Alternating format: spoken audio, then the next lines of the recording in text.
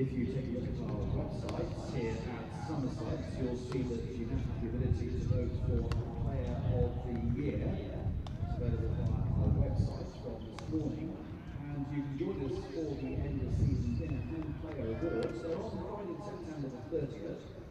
Inviting you to spend the evening with our players and staff as we reflect on the season. It's a black tie event to be held here at the ground, and will feature those 2022 Player Awards.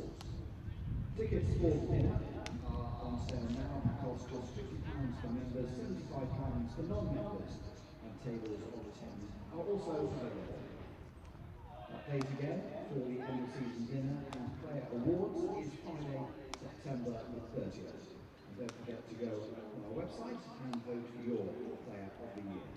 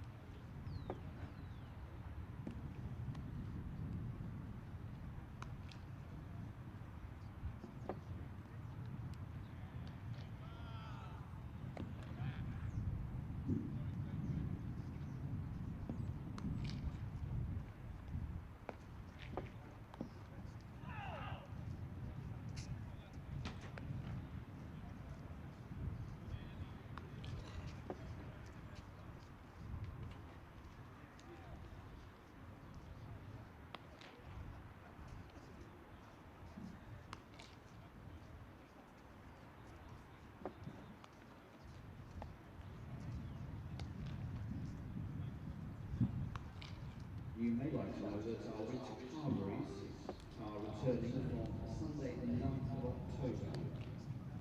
I know these are very popular in the summer quite quickly as we build up to Sunday. So if you would like to book a place, or in a few cases a table maybe, then you can call us here at the club on Johnson 01823 425 301. You can email us at carvery@somersetcountycc.co.uk, or while you're here you can pop in of course and book your places. So the very popular winter carveries, delicious they are too, they return on Sunday the 9th of October.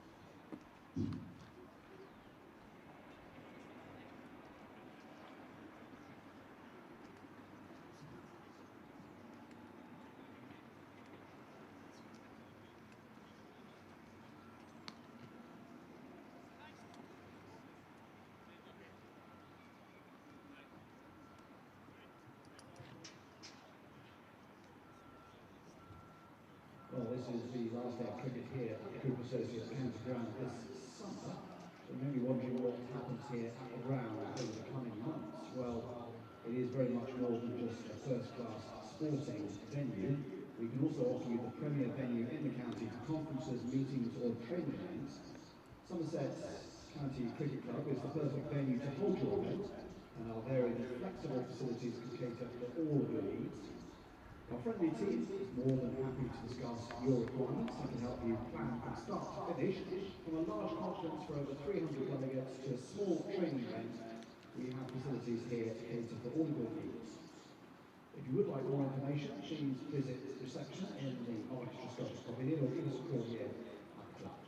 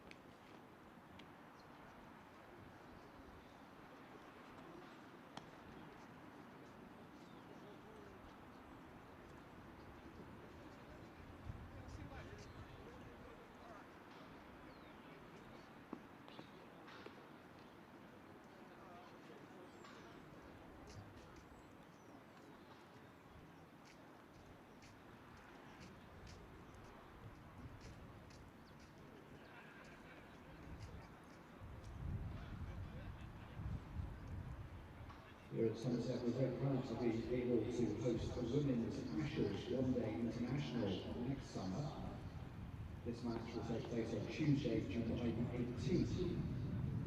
If you're a Somerset member for this season, you can beat the advert and purchase tickets now by logging onto your account online and visiting the section for advantages. There is a special group offer of 10 tickets for the price of 8. Plus, we also have a family ticket for that match, where 2 children go free with 2 paying adults. Hospitality is also available to purchase now from just £25. The public ballot is also now open, but if you are a member, you can beat that ballot and purchase tickets now. That date again, Tuesday, July 18th, Women's Ashes One-Day International England against Australia.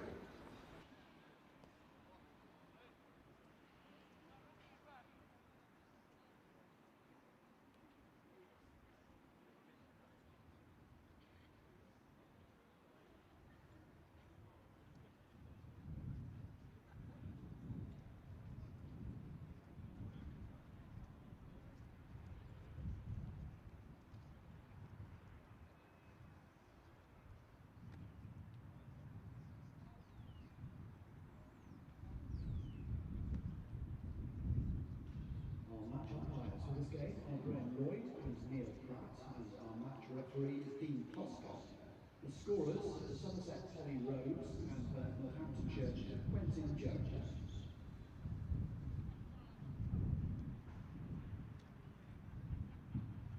As I mentioned earlier, you can pick up an updated scorecard from the usual outlets, including the Somerset Shop. Here's a reminder of the 2 teams for this game. For Somerset, Tom Latham, Imam Ul-Haq, Tom Abell, George Bartlett, Lewis Goldsworthy, James Groom, Lewis Gregory, Craig Overton, Josh Davey, Sajid Khan, and Casey Aldridge. And for Northamptonshire, led by Captain Will Young, Emilio Gay, Luke Proctor, Josh Cobb, Rob Keogh, Ricardo Vasconcelos, Saif Zaid, Tom Taylor, Lazard Williams, Ben Sanderson, and Jack Wright.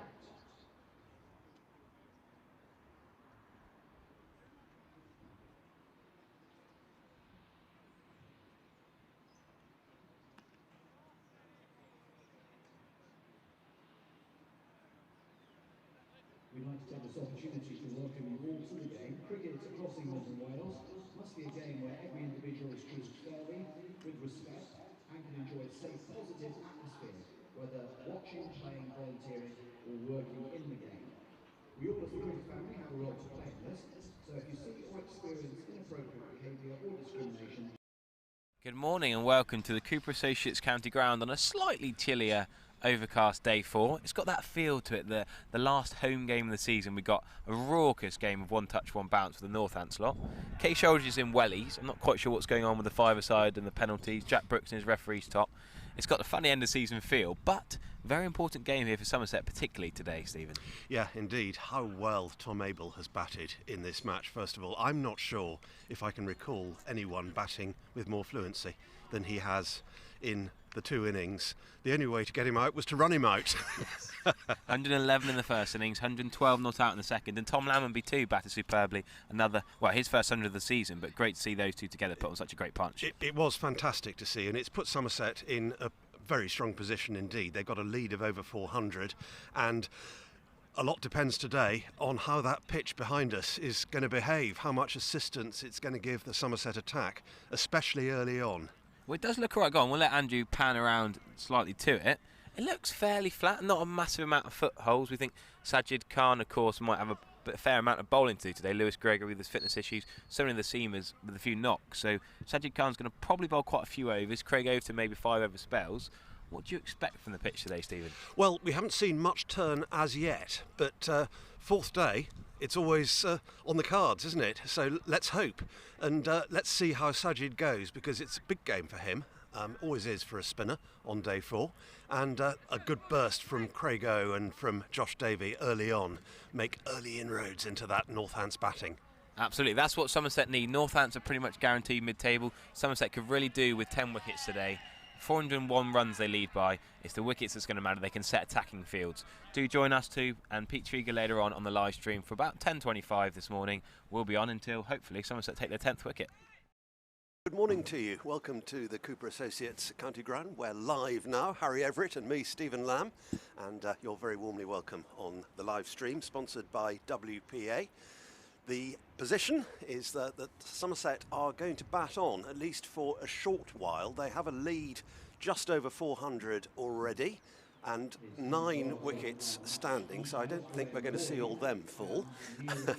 Tom Abell unbeaten on 112, having just notched past his 111 in the first innings. What a match the Somerset captain is having. Tom Latham as well, 101 not out, and batted very well from the start of the innings yesterday.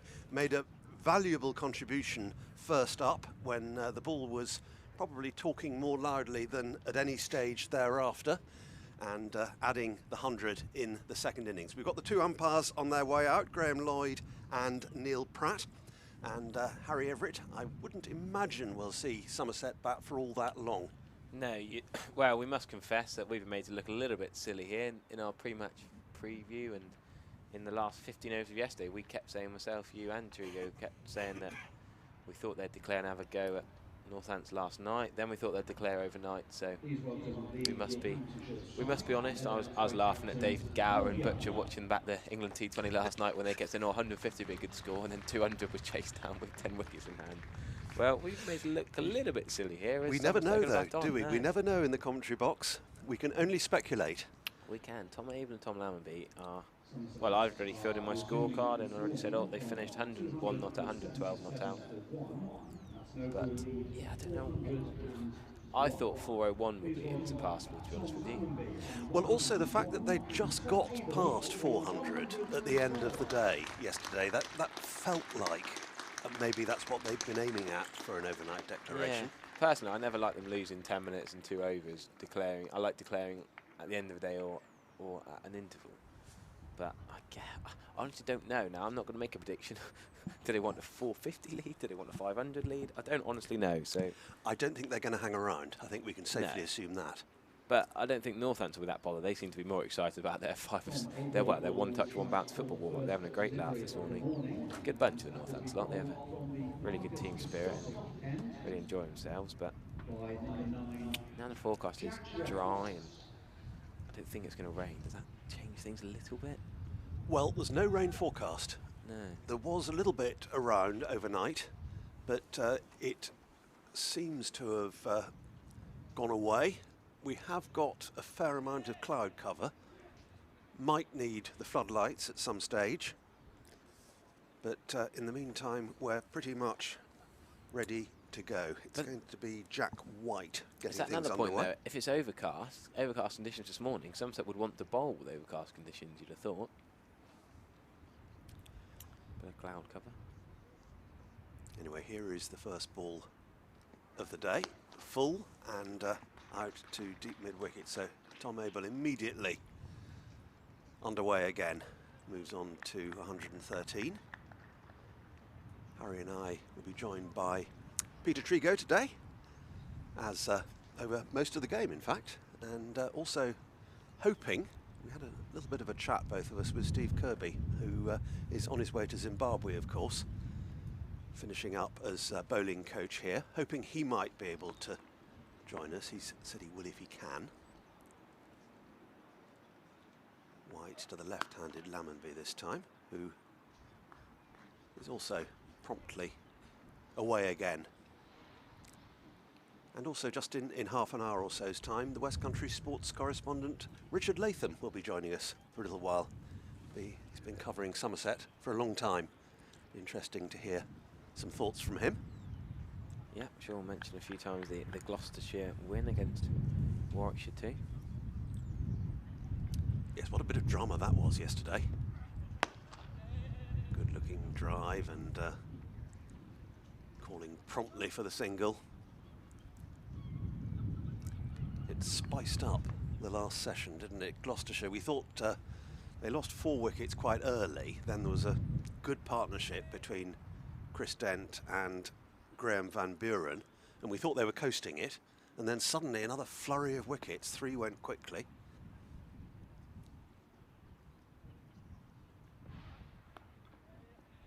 Another single here. Down to third man this time. My thought was, I was thinking back to the Chris Rogers era, and he loved an aggressive, positive declaration. I'm not criticising Tom Abell here. I understand that you're 90% secure your Division 1 status. There's a lot at stake here. It's not like a normal game in the season. This is the last home game, penultimate game of the season. You've got to guarantee your status in Division 1. So I can understand being cautious, but I'm interested, you know, would a Chris Rogers have gone for it? But I think we all know, we've all seen the bowling struggles with injuries and knocks. So many of the bowlers this week that I think that's a big factor, isn't it? I think we all know that. Anyone who's been in this week, anyone who's been watching the stream can see the struggle running to the crease for just some of our bowlers. It's been a long old season, and it's, you know, we're not just criticising the schedule here. We're just, you know, bowlers are going to get knocks, especially when you're past 30. Your body's not quite as good at coming back from bowling overs after overs. Mixture of bat and pad there, I fancy. Sounded like 2 noises, and indeed it's given us a single for Tom Abell, so he keeps the strike. 115 not out. The lead goes on to 406. Yeah, does anyone have an allergy to cats? I'm being asked. It's Brian by the my cat coming director. on comms.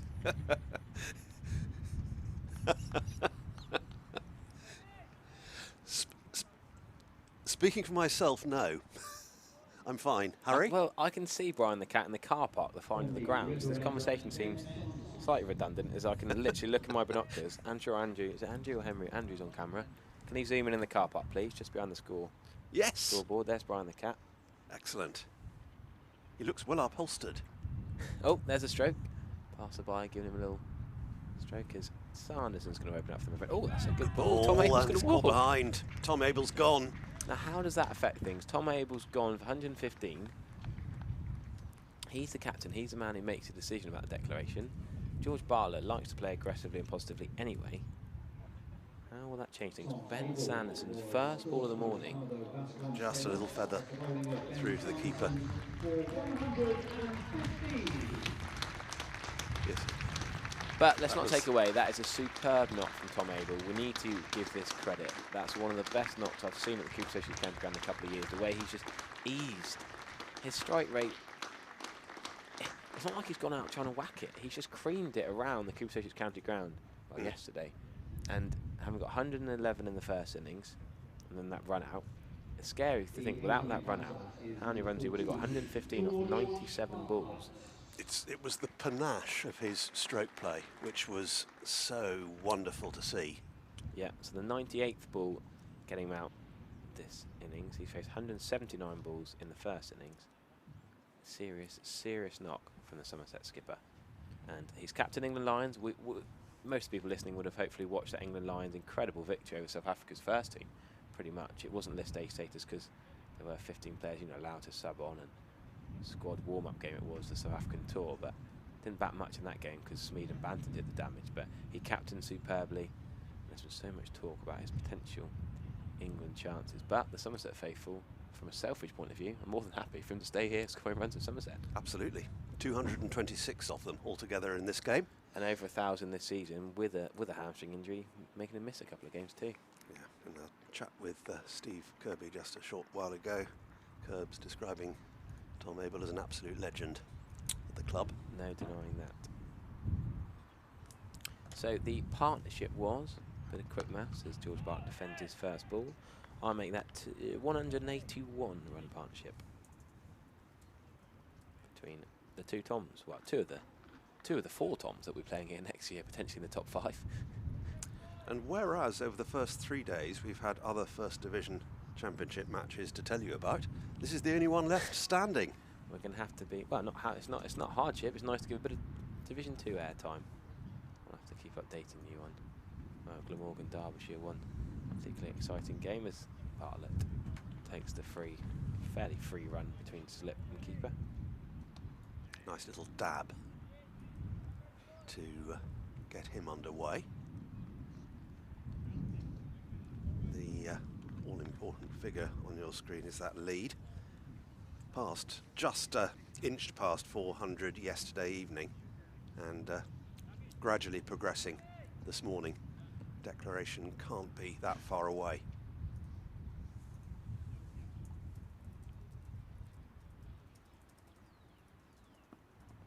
Lammonby, oh, that's a chance for Gully, diving right-handed. Couldn't quite get there, and it's never as easy starting again the next morning.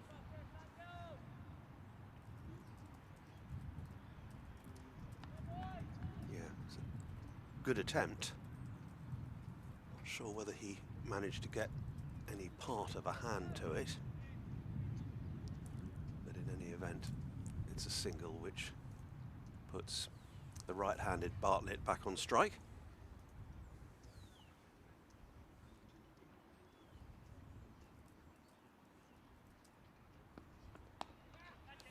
George Bartlett a little bit edgy. They could push for 2 here. White's got a decent arm, yeah, he's attacked the ball well, but Northampton they're not going to be sprinting and throwing themselves around here. They've got nothing to gain. If anything, they want to get out of the field as soon as possible. Well, yeah, it's a funny situation for them. There's not really been anything for them in this game anyway. They knew when they came here that their First Division status was safe. Nothing that happens today will change that.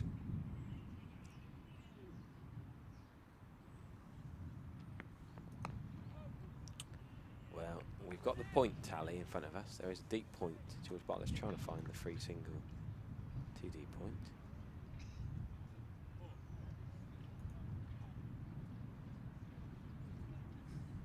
Getting so many messages saying, why aren't they declaring, why aren't they declaring? I said, well, we agree with these messages beforehand, but then I guess you look at it's not the game, it's looking at the table situation, and just if Kent do provide a real flat, docile, draw-friendly pitch, which you'd expect them to, knowing that if Kent and Somerset draw, they're both going to stay up and condemn the champions from last year to relegation with Gloucestershire.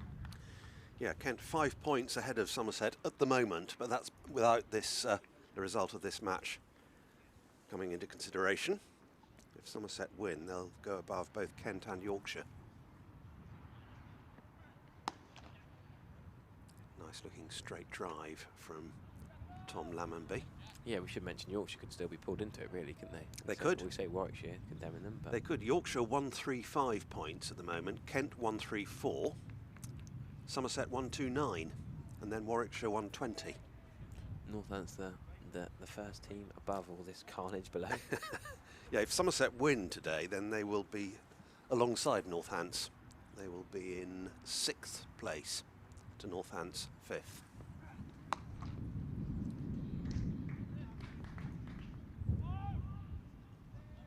Single out to deep extra.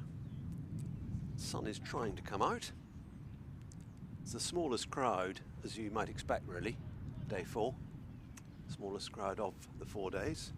Brown the Cat is on his way to the building. Oh, Henry and Dan. And I'm sure he'll have some very perceptive thoughts about the state of the game. Does Brian want to come to the commentary box? Day 4 gets underway. I think I'll leave it to you, Harry. I don't want to take Brian against his will. Should we warn the viewers and listeners that I feel like today's got that end of season feel to it? We're going to have some slightly rogue. I'll find a cushion for my seat so that we can put him on in full comfort. Brilliant stuff. I better tell my family that they don't worry about watching cricket very often, but they'll probably want to watch cricket if there's a cat involved. I was hoping to give him a pat, actually. I bumped into him as White starts, not literally, as White starts a new over. That goes straight to Luke Proctor. A new over, Stephen. It's the 4th ball of his over. I beg your pardon. so carried away with Brown the Cat. But yeah, coming in to watch, I think it was the Royal London Cup game against Middlesex, and I was keen to meet and greet him, but he just went off into a shrubbery, completely disappeared. He wasn't feeling very sociable.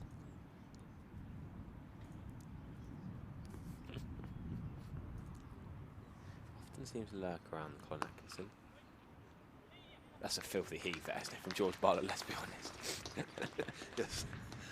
White doesn't like it very much. He's got his hands on his haunches. It's 1 centimetre away from being 4 as well. Yes, lost his shape, it's fair to say, with that stroke. But it's a hard situation for George Bartlett coming in, really. He's got a free licence, but what's he got to gain from a little 20 not out? He might get out. It's not easy to come in and whack it for ball 1. Well, he'll know exactly what the plan is, won't he? Well, he knows a plan, yeah. It's just executing it, I guess, isn't it? 292 for 2 then. Be a single here out to deep extra cover. And that is definitely the end of the over. That's also definitely a run to point. I'll add to my point tally. Well. So whatever the plan is, they'll have it in mind as they have their conversation, the 2 batters. Yes, that's a number on the balcony. That's the lead, or what they want the lead to be? Well, the lead at the moment is 417, so perhaps that's what they're intending to get to. It's a random number, isn't it? Although, if they're intending to get from? to a figure, they wouldn't put it on the balcony, would they? Just for a It's a bit laugh. strange. After the season. Yeah, maybe it's a decoy. Well, Owen Morgan got a bit of stick for that kind of thing. As Tom Lamberby tries to go big over the covers.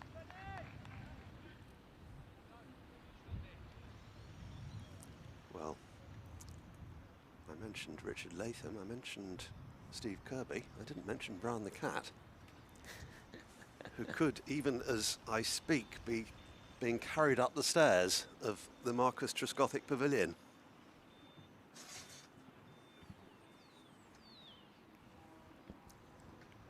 Sanderson continues.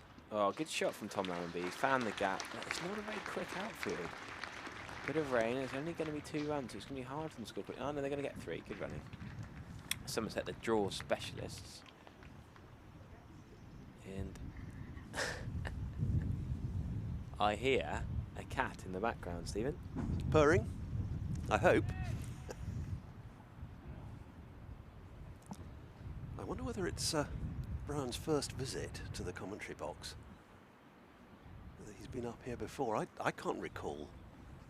It is his debut. I can confirm. I have to get some. If you're at home watching on the live stream, do send us a picture of your cat enjoying the live stream.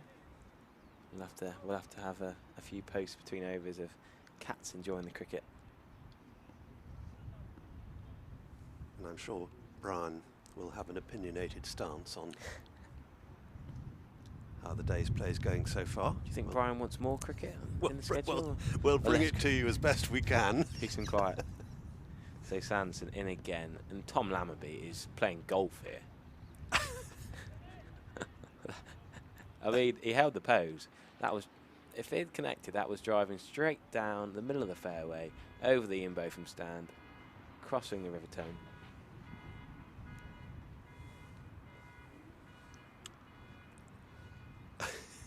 We're being asked all sorts of bizarre questions relating to Brian the cat.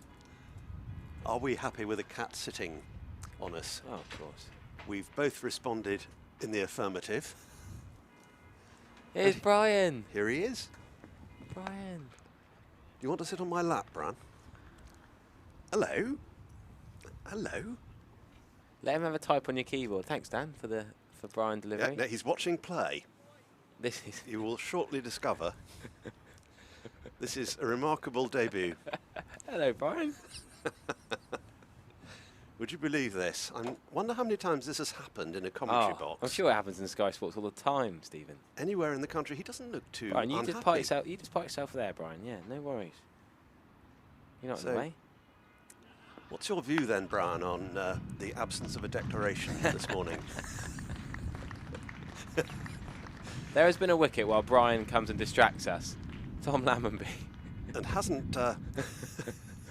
We said he was playing golf, and Tom Lammerby has tried to whack Ben Sanderson around a fair amount in this over. He's got to go 110. It's not really a surprise, the wicket, is it, given the way he was playing? No. 297 for 2, and Tom Lammerby... he has to go, and Brian the cat is staring at Tom Lammerby, giving him evils. He's batted well, Brian. Give him a round of applause.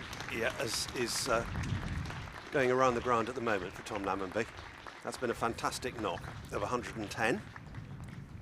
Well batted indeed. We're going to see Lewis Gregory come in, which is an interesting change of order. Lewis Goldsworthy's probably going to have his feet up. Hopefully he'll have a little bowl this afternoon, perhaps. There's Brian. Brian, do you think Lewis Goldsworthy should have a bowl? I think that was a nod. Yeah.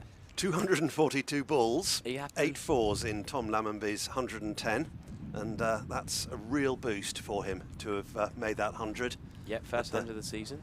And in the last game of the season at Taunton as well. Brian, are you happy with Lewis Gregory coming in ahead of James Rue as well? Two aggressive middle order players. Just come back a little bit onto screen, Brian. He seems to be looking in the wrong direction at the moment. He's got his eye on tractor driver. He's perhaps seen a bird. No, that's Andrew, the cameraman. You can't eat Andrew, the cameraman. He seems pretty content, actually. Oh, he's got loving eyes towards Andrew. So, George Bartlett, who is on 8, will be joined by Lewis Goldsworthy.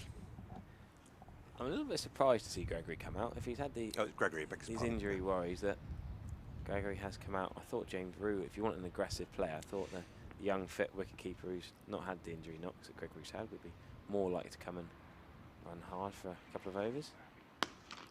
Shot. Straight down the ground. First bounce into the Marcus Trescothick Pavilion. Good hit from George Bartlett. That is a beautiful straight drive.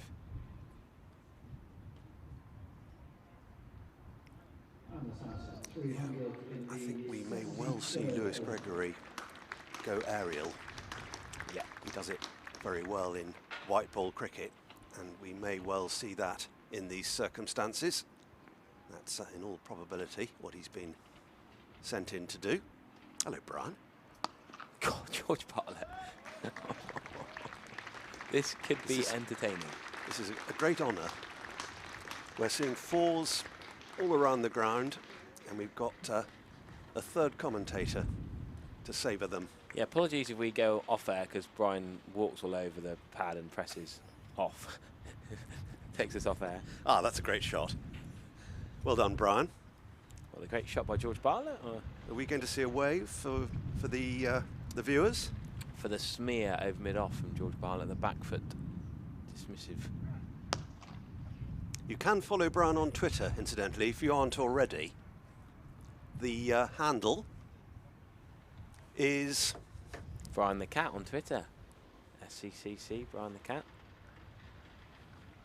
You must have heard about his new home under the Andy Caddick Pavilion. Thanks to Bradford Builders for giving Brian his home for the year. This is a very smart pad. Des Res. Jack White then.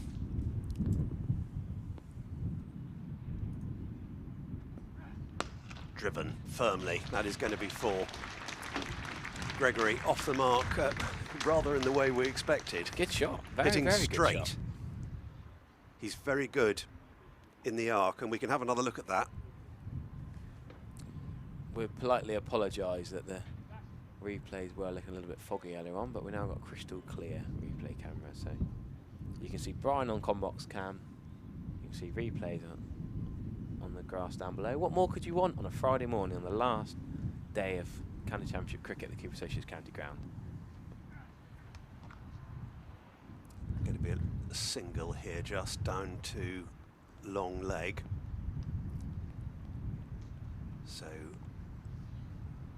watching the closing stages of the Somerset second innings. 434 the lead now. And Brown has been looking round the commentary box with great interest. He keeps knocking my computer keyboard with his tail, but I won't tell him off. He certainly seems quite relaxed and comfortable here. Pull for 4. No, I out, guess. Stephen. Straight to Caught. mid-wicket. Caught. Picked out the mid-wicket It's fielder. that part of the ground I can't see. No, Tom Taylor right underneath it. Easy catch, and George Bartlett, you could say potentially was looking comfortable, but it's not very good. It's not much of an average boost, this situation, is it? How many players are they going to bring in? Score a quick 17 and then get out? I mean, is this, when do they declare? Is Tom Abell waving? Lewis Gregory's not looking. 763 it now says on the numbers above. Yeah, Well, I don't think they want a lead of 763. I don't think they this get surely one. will be James Rew. Surely James Rew's the last man before they give up on this weird sort of, can we get 500? Safety first. That is. We don't understand that figure. We I have to do. I was confess. just having a laugh last day of the season, Stephen. Just like we've got Cat in the commentary box. Last home game of the season. I think we're just having a bit of a laugh. The 436 looked as though it might be realistic, They but the just- 763 doesn't. I can see a Ben Green or a Steve Kirby or a Jack Brooks just going and turn to a 7. Yes, I think suggested. if one of these two gets out, surely that will be it and Somerset will declare. Yeah, 76.3. That means another, what, 3.5 overs. I think a lead We of can- 4-3-5 will be plenty, but We can speculate interminably about that figure on the balcony. maybe they're waiting until Brian leaves the commentary box or Brian gets bored before they declare. He's not looking in the right direction. That's better, Brian. That is better. That's looking at the cricket. Yeah, do tweet me what my Harry Everett _14 or Lamb165 is At it? Lamb165, that's it. Here's some. Oh, we got a dog pick. Dog pick on the sofa. Lovely pick. There's Lewis Gregory defend that first ball. Bruce is ignoring the stream. Philistine that he is. Thanks to Gordy for that. David Wyatt back on the cricket mat. It says right decision, make the draw a certainty. Bit of a split fan base on whether Somerset should still be batting, but yeah, I can't see anyone below James Rew having a bat.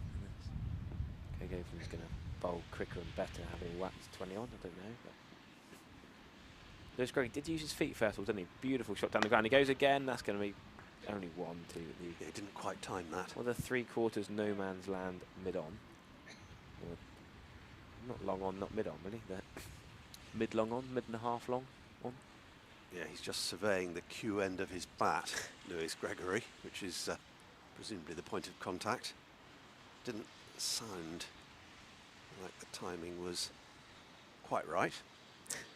Brian the Cat's going to have a little wash. You're getting stick on the comments, Brian. And I'm not sure whether we want to show you this. Stephen, steady on. James Rew takes another run to point. We'll add that to the 3-point singles list. As we get enough stick on the comments for you saying, hello Brian, do you want to come sit up my lap?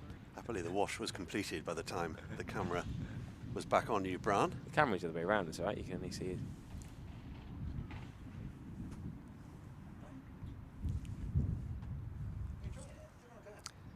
He looks very happy to me. Ben Sanderson is not aware that he's been commentating on with a cat in the box. And Lewis Gregory has hit a big pull shot. There is a man at deep square leg. Liza Williams cannot stop that from going for 6.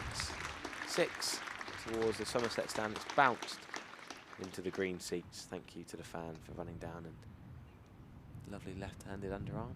That's the fielder. Exactly the result they were looking for from promoting Lewis Gregory in the order. The first maximum from him. Ah, the life of Brian. He's a very bad cat. He's a very naughty cat.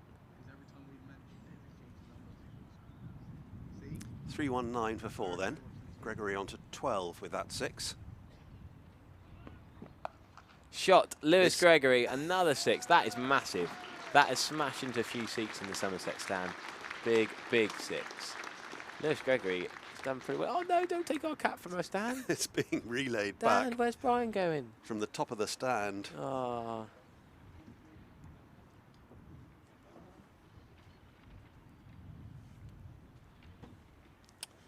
So we've now got a quadruple figure. 1963. Is that Steve Kirby's birthday year? He's not quite that old, is he? 1963. I don't think these numbers really mean anything. I think they're just bluffing with us. Lewis Gregory is on the charge. That's going to be whacked away for another 4. Emilio Gay does really well. Does he bring that back? That might be superb. Just pulled it in. Gosh, Well done, Northampton Emilio Gay. mid-table with nothing really to play for, and fair play to Emilio Gay. He has thrown himself full length. What a stop. 1-1-6-6. Should have been 4, but only the 2. And, well, we might have lost a few feline fans with Brian the Cat having departed. He has indeed left the box, Brian the Cat, but we were delighted to have his company. Stephen, big news. Tom Abell has his armbands on and his spikes are going on. Steve Kirby's now making it 2,963. What a man Steve Kirby is. He's We're looking far into the future now. Can we request that he brings his numbers up to the commentary box, please? On commentary can this afternoon. We need him to. Big shout out to Tango's last home game. As the bowling coach for Somerset. He's off to Zimbabwe. Do have a look on the website. There's an article bidding him best of luck. We're sorry Brian the Cat wasn't a more talkative summariser, but there we go. Did our best.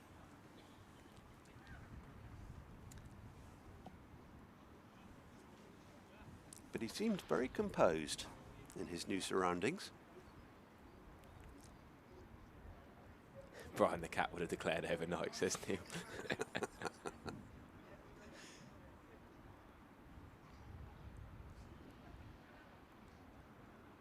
I did ask the question about what he thought about the lack of a declaration this morning, and his lips were sealed.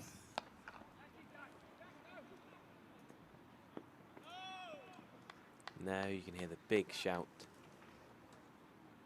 What? I still don't know how long Somerset going to bat. The fact that Tom Abell has got everything ready to go, I thought that might have been the last over. But no, one more, seems at least. We're in the 75th of the innings. The lead is 452, so they have got from the 400 to the 450 landmark. We did wonder about whether that might be the point, but still nothing from the balcony.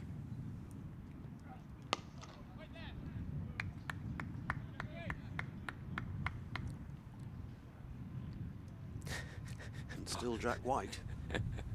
Mike thinks I've eaten the cat food.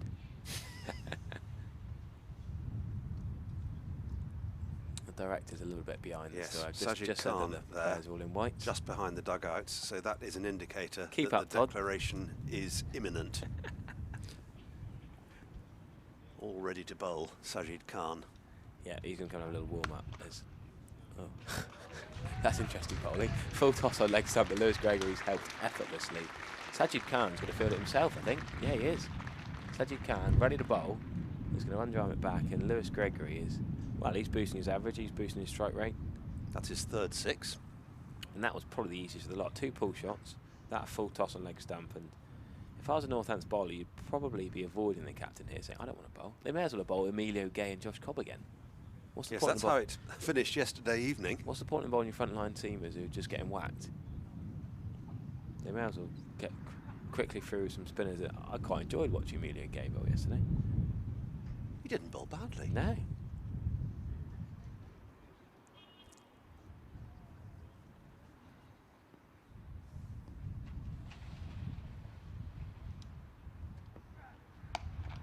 Pulled away again.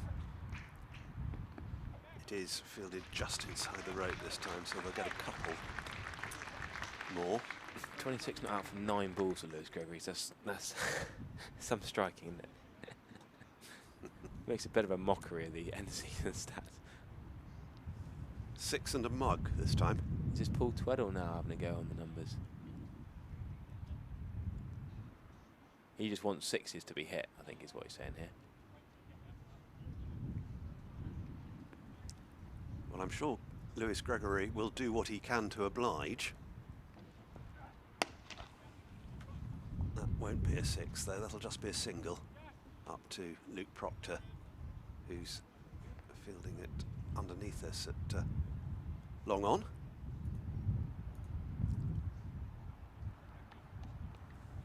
Will it be at the end of this over?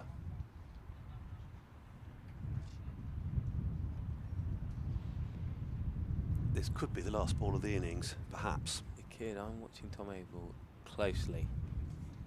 When will he give it the hand gesture? It will be 75 overs bowled when this ball has been delivered. The lead is 461.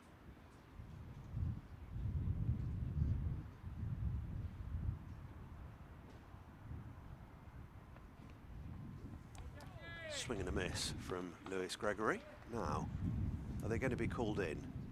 Yes, they are. James Rew wasn't looking, Lewis Gregory was. He got the gesture. And at last, Somerset declare with an absolutely mammoth lead, 461. Now that would be far better than Pete Trigo's inspired chase against Yorkshire, wouldn't it? He's going to probably come on and talk to us about that. But Northants, we could show some footage of that later on, but Northants going to go pretty well, aren't they? Do we want to see footage of that, Stephen? Why not? We'll have the scorecard first, as James Rew and Lewis Gregory make their way off. Gregory finishing 29 not out, Rew 2. There is the final scorecard for the Somerset second innings, dominated by Tom Lammonby and Tom Abell. Imam ul Haq, the half century in between those two, and then the knockabout this morning, George Bartlett, Lewis Gregory and James Rew. So 337 for 4 and 462 ahead. 2 wickets for Ben Sanderson, 1 for Jack White and Rob Keogh. And those part-time bowlers used yesterday evening, Emilio Gay and Josh Cobb. I said Gay had bowled pretty well, not for 14 from 4. Isn't anything too shabby for a part-timer. Yeah, I think he should have bowled more. Lizzo Williams barely bowled in this innings. It was quite expensive in the first innings. Emilio Gay, 4 overs, no maidens, no wicket for 14. And finally Josh Cobb, 3 overs, no maidens, no wicket for 30. Yeah. Now here's a good example coming up in this break between innings of why people don't tend to declare early at Taunton. Watch Peter Trigo in 2009.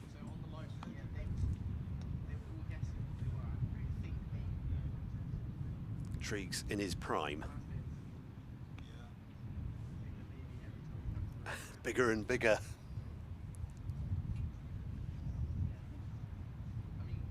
great to see. Is it better that we'd have shown this before he comes in? It stayed hit with Triggs, didn't it? They'll be coming in shortly.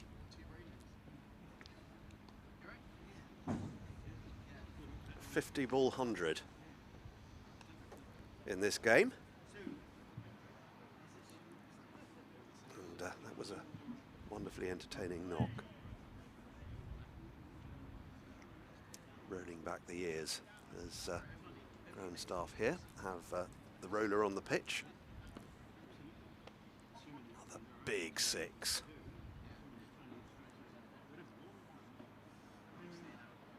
Yeah, the 2 arms go up from the umpire, not sure who it is, up again.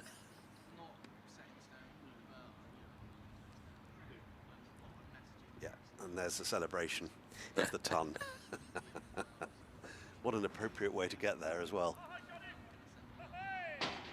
Kept on going there, didn't he? Didn't stop there.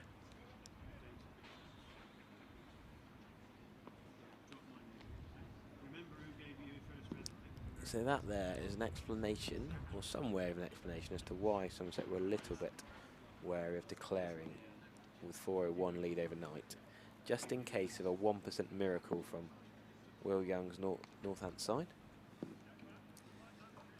So there are the ground staff, led by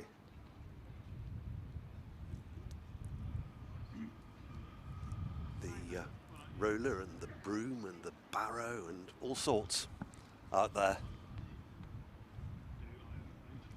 Steve Kirby with a mitt in hand. No shin pads on. Can we have a bit of Kirby with a mitt cam? There you go. Look at that. Let's see how many he takes successfully. I reckon he's going to take... Watch Lachlan Stevens. Here's the pro at this end. The batting coach. Oh, to be fair, he's taking it off the stumps and still taking it cleanly. Kirby hates it when it hits the stumps. And Tom Abell. while we have a little break in play, I could come off for 5 minutes before play resumes and allow Stephen to have a bit of a chat with Richard Latham. Thanks very much, Harry.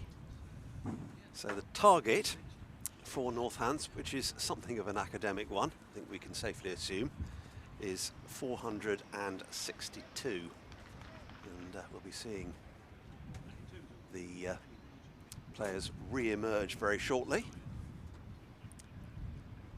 Grey skies here at Taunton. Somerset batting on this morning, to the surprise of some. 337 for 4 declared is how their innings ended. Lewis Gregory on 29 not out, James Root 2 not out, and just in the remainder of the break between innings, it's absolutely delightful to welcome the West Country sports writer Richard Latham into the box. Morning, Richard. Good morning, Stephen. So were you a little bit surprised that they batted on? No, I would have done exactly the same. I think when you get in a position in a game like this, and considering the table as it is at the moment, you couldn't give Northants a sniff of winning this game. And if you only look back to the Warwickshire game at Edgbaston recently, they were set 360 odd and looked like getting them during the last day. So I think Tom Abell was aware of that. He's also got to be aware of the fact that his bowlers are several of them are carrying injury problems. You know, not big ones, but niggles.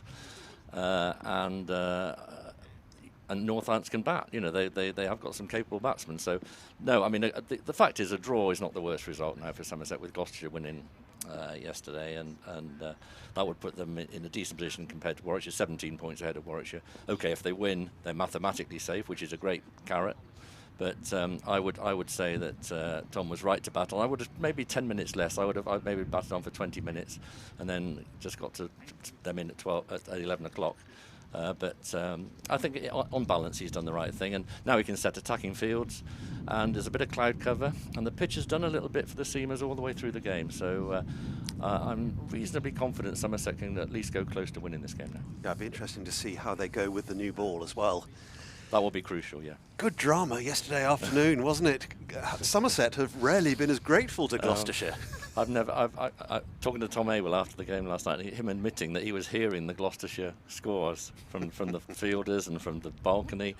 I was watching the Gloucestershire game on live stream, while I was watching this game. And it was tense, you know. They 10 runs needed. They had 7 wickets down, and you were absolutely sure right to the end they were going to win. Yeah, well, it seemed like they were coasting it. It was strange, wasn't it? Because they lost 4 wickets quickly, and then Chris Dent and Graham Van Buren came together and got them within, what, 20 odd of victory, and then suddenly another flurry of wickets. Yeah, and I don't know what the Gloucestershire were being called by some people here at that time when the wickets started to fall, but there was a relieved applause around the ground when they finally won, and all credit to them for that. It was their first championship win of the season, so well done to Graham Van Buren, who's a lovely lad, and I'm very pleased for him. I'm very pleased for Somerset because that was a very big result. I was going to say, a special moment for you because you write about Gloucestershire as well as Somerset. Yeah, and I mean, I know the players there and I know what a difficult season it's been for them. And Steve Snell, of course, was at Somerset, who's now head of cricket at Gloucestershire. He was in the academy here, leading the academy here. So we all like Steve, and Dale Benkenstein's a very nice guy who's coach. So I wanted them to get some success, you know, and they couldn't have done it at a better time. Perfect, wasn't it? So Somerset players on their way out. They've got a new ball, and can they make early inroads into the Northants batting lineup? Northants, of course, there's not so much to play for them. They know that they're assured of First Division survival next season. So I wonder whether that will affect things at all on day 4 of an away game. Well, talking to their coach last night, their head coach, John Sadler, he was saying there were some tired minds and bodies in their dressing room. They were celebrating the fact that they were mathematically safe. And I think I'm right in saying it's the first time Northants have survived in the First Division on getting promotion. Each other time they've gone up, they've gone straight back down again. Yep. And I think they were most people's relegation favourites at the start of the season, so they were happy enough last night. So I think you're going to get their dressing room's pretty buoyant that's happened, but also they haven't got anything to play for in terms of except position in the table, final position in the table. I think they'd like a top 6 finish, as would Somerset. So mentally, I wouldn't think they're as attuned as they might be. And as you said before, the new ball is going to be very, very important. Yeah, it's the first time Northants have been here in Championship cricket since that season when they had just gone up, as you say, and went straight back down again. They were adrift all the way through that year. Yeah, well, I think at the start of the season, if anybody said to you who were likely to go down, you know, they would have been one of the first teams that come to mind, and yet they've been pretty safe for a long time now. You know, they've not really looked like being relegated for a long time. So all credit to them. Absolutely, certain of a mid-table finish, and it could be that Somerset, if they can manage to win this game, will finish mid-table as well. Yeah, I mean, they could even finish 5th, I think, as looking at it today. So certainly 6th to get above Yorkshire. And so, yeah, everything to play for in the rest of the day. Here's Josh Davey. First ball of the Northants' second innings. Yeah, there's a bit of a cluster of sides. At the moment, Somerset are on 129. 5 points behind Kent, 6 points behind Yorkshire. Yeah, so a draw would take them above Yorkshire. But what I was looking at yesterday was if Warwickshire had won that game at Bristol, you know, they could have gone into the last round of games with 2 or 3 clubs, maybe 4, within about 3 or 4 points of one another. So it's Warwickshire are now under obviously the greatest pressure. Davey then. It's played comfortably enough by Emilio Gay, who's doing the day job now. Did a bit of bowling yesterday evening. And the sun's come out, which is not great news for the Somerset Seamers. I thought there was going to be a lot of cloud cover. There's a lot of cloud around, and some dark clouds around. So that might help if the sun goes behind them, and there may be a bit of swing today. Who knows? Yeah, I think we're probably going to carry on having a mixture of sunshine and cloud. But you're quite right, Richard. Just at the moment, what Somerset want is cloud. But the interesting thing is, we've seen the ball from Josh Davey there go past the bat. It's nibbled around this pitch all the way through the game. It's been a brilliant pitch, I think. You know, it's rewarded good batting, but also it's been something in it for the seamers all the way through. And if you bowl well on it, then there's a chance of reward too. So all credit to the ground staff here. Excellent end of season pitch. And what about Tom Abell in this match? Well, Tom is everybody's favourite, and he's such a wonderful lad, lovely character. Wish him all the success, and he's never batted better than he did last night. Absolutely terrific to watch, and it's the kind of thing we're very fortunate to be able to do, isn't it, really? To see a batter in that kind of form. And also, speaking to him afterwards, he was bubbly last night. Tom, and he must have felt that this relegation battle as much as anybody, being captain of the team. You know, he certainly wouldn't want to be captain of a side that goes down. And Somerset now being all but safe, there was a real, buoyancy about Tom last night, talking about his own innings, but as modestly as ever, but also very, very happy with the situation in the game. Oh, good delivery. That talked, as they say. Well, it's just what I've been saying. That gets nibbled off the seam, beating the left-hander, and very close to an outside edge. So Josh Davey, the thing about Josh Davey is he's going to put it there or thereabouts. Have another look at it. 99% of the time. Yeah, he had to play it. A back foot defensive shot, and he's not got a bat on it. So that's very encouraging. The other encouraging thing about the past couple of weeks, as Davey tries again.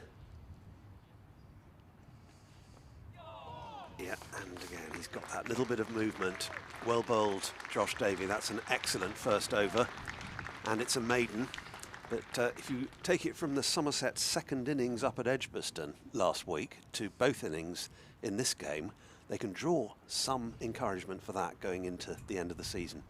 Yeah, I mean, the batting on the third day at Edgbaston was what impressed me the most. It's been the problem all season that there's probably been too many shots played too early in games from the top order batsmen.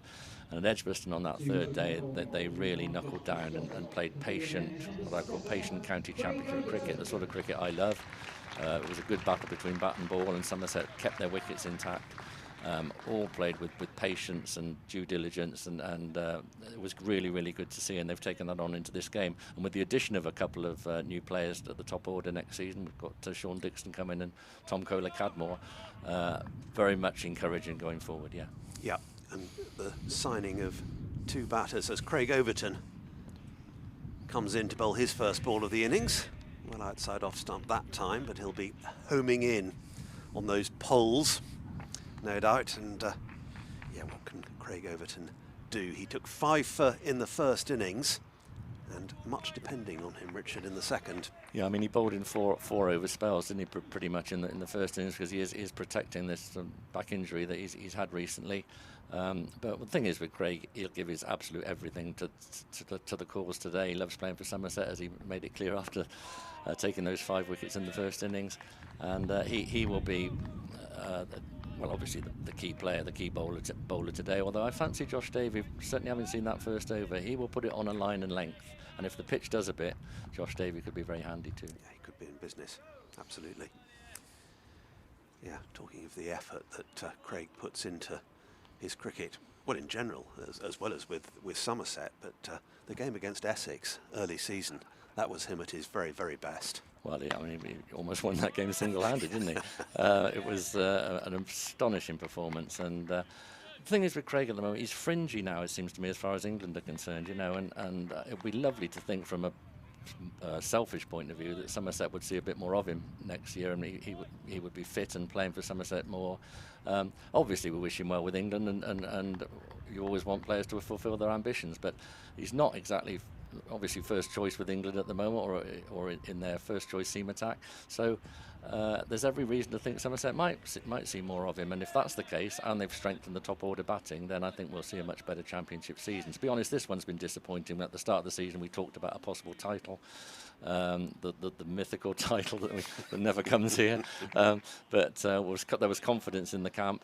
And it hasn't worked out that way, and partly that, or mainly that's been due to some problems with the batting. They've addressed that, and if we can bring in a decent fast bowler, I think as well, maybe as the overseas signing, who knows, then I think Somerset will be much more competitive. And Craig Overton, hands on head as we speak, a leave outside the off stump has just missed the wickets, but so he's returning down with both hands on his head. So Somerset have already gone close Strange to breaking form of this opening teapot. partnership. Yeah, you mentioned Tom Kohler-Cadmore and Sean Dixon. I mean, the thing this season with James Hildreth, it didn't go as he'd hoped, really, didn't it? And he was very much the most experienced batter. Without him, it is quite a young batting lineup. Yeah, I think, to be honest, at the start of the season, I wasn't necessarily expecting James to be in the team, because I think George Bartlett probably would have been in for the first game against Surrey, and he got injured, unfortunately. So James played, but I mean, all good players, and James is more than a good player. He's a legend at this club, as was Marcus Trescothick, and they come to a stage, all batsmen, when they're not the power they were, and this was the season. Even last season, James wasn't as the power that he'd been in the past. And we've seen some fantastic innings, so many fantastic innings over the years. We're looking across at the James Hildreth stand now, which is a great tribute to him, and quite fitting right tribute. But this was probably one season too long, and he'd probably admit that himself now. So that did leave a pretty young batting lineup, and especially at the top of the order, where the opening partnership was always going to be a problem. And Tom Lammonby, to his credit, has stuck at it all season. Tom Banton had a go at it. Not easy around the country facing the new ball as inexperienced players, and that was shown. But with Dixon coming in, and especially Kola Cadmore, who I think will be an exceptionally good signing, I think next year Somerset's batting will be more solid, and if the bowling attack's decent, then I think they will be very competitive. Emilio Gay is underway with that square drive, excellent stroke all the way to the boundary. So Northants are 4 without loss now. Oh, there's a little nibble at that again. Yeah, Josh Davey is getting into a really good rhythm and putting it right on the spot, as you'd expect from him. But you've got to remember, Will Young in particular played superbly in the first innings. Very, very good player. Northant's strength probably is their batting. So, Somerset got their work cut out. There's no question about that. And it'd be interesting to see if there's any turn in the pitch on the final day. But I think mainly it will be the seamers that do the damage, if anybody does. Yeah, you mentioned the James Hildreth stand. That was a lovely touch on day one here, wasn't it? The unveiling of it. Although we had an inkling of the wording underneath the cover. Yeah, that's pretty much. I thought say that's typical Somerset, should I say? I'm not sure that's a nice thing to say, but that it was unveiled when it didn't really need unveiling. The letters were all too evident. But joking apart, I mean, it was lovely for James, and he's a very proud lad, and has been a pleasure for me to deal with over the years, and all the media. So I can't speak highly enough of him, and what pleasure he's given us with the bat. He's just a wonderful, wonderful player. Yeah. And James was at one end. Sir Michael Barber, the Somerset chairman, was at the other. Vic Marks did a brief interview with James as well. It was a good moment. That's a painful blow in the midriff, I think, for Emilio Gay. See, this pitch is still, there's something in it for the seamers, and that's got to give Somerset really great heart. And if cloud cover does come over as well, then these will be pretty good bowling conditions. And the first 2 or 3 overs have been very, very encouraging as far as Somerset are concerned. I mentioned the all-embracing title West Country sports writer, Richard. Plenty of football coming up this winter. You didn't add veteran, which is so many do. Wouldn't dream of it. I am sort of winding down a bit. I've been for many years now covering Somerset and Gloucestershire home cricket matches, and Bristol City and Bristol Rovers home football matches. This year, for the first time in about 25, 30 years, I'm not doing Bristol Rovers, but still continuing to do Bristol City games. And we'll continue covering cricket, which is my biggest passion and love. So I first started watching Somerset in the 60s at Clarence Park in Weston-super-Mare, where I come from. And that's where I developed my love of county championship cricket, because there wasn't a lot else back then. It was just start the Sunday League and that sort of thing. But and I've always maintained it. This is the cricket I love, and I think at the times it can be the most exciting cricket as well. So it's wonderful to be here today, and I'm sorry in a way the season's coming to an end. It's always a bit of a sad moment, isn't it? This is the last day of the season at Taunton, and I have to confess I never saw Somerset play at Clarence Park. I wish I had.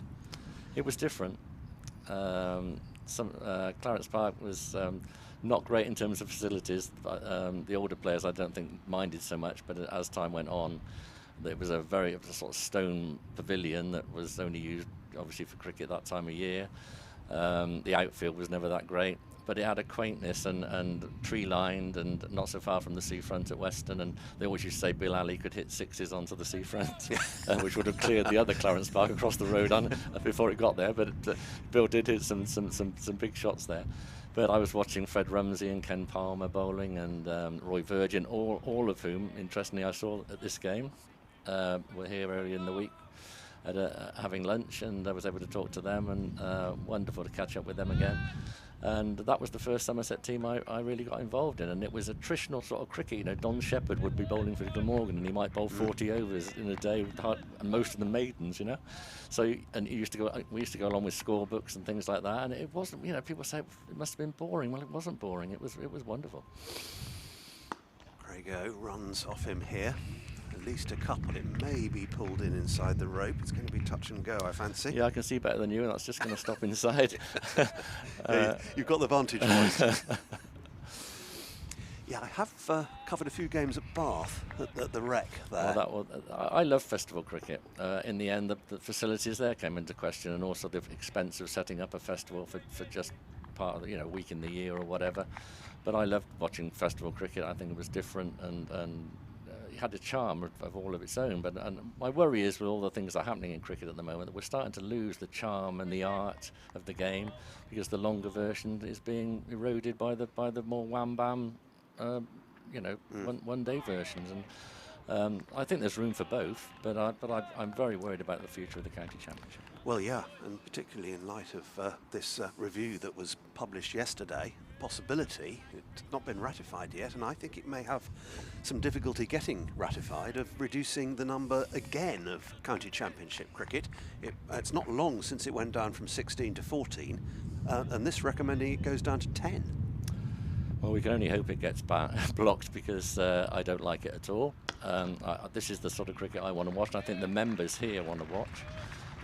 I was over, as I said, at this lunch the other day where the old players attended, and Brian Rose gave a speech, and Brian voiced his concerns about the future of the championship, and I think most of the old players or older players are worried about it, because this is what they were brought up on, this is the cricket they love. I'm not a great fan of even T20, let alone the 100, and I prefer to watch this. And I think, as I say, there's room for both, and you've got to be broad-minded and say that things move on. But I don't want to see county cricket eroded any more than it is already. Going to be more runs here following the boundary for Emilio Gay. Just a single, so Northants in pursuit of this somewhat academic target. 450 more they need to win now. They got it down there from 462, 12 without loss. I don't think a Northants win is in the equation. I wouldn't have thought they were even thinking about it. I mean, at the moment, certainly they will be intent on survival, and that's what Somerset wanted. So we've got 4 slips, which is right, a short leg for Craig Overton, and that's the good thing, that with that many runs in the bank, you can set as an attacking field as you like, and it'll probably become more attacking as the day goes on, when it's obvious Northants can't make the runs. So that's what Tom Abell wanted. He wanted, get a couple of wickets early, but also they need to be patient. And as I said, this is the sort of pitch that if you're patient on it and keep putting it in the right place, it'll reward the bowling at some point. We've mentioned Western, we've mentioned Bath. Have you seen Somerset at any other outgrounds? Not quite old enough for that, I don't think. I know they're going back, they played, I think I might have seen the Imperial Ground in Bristol.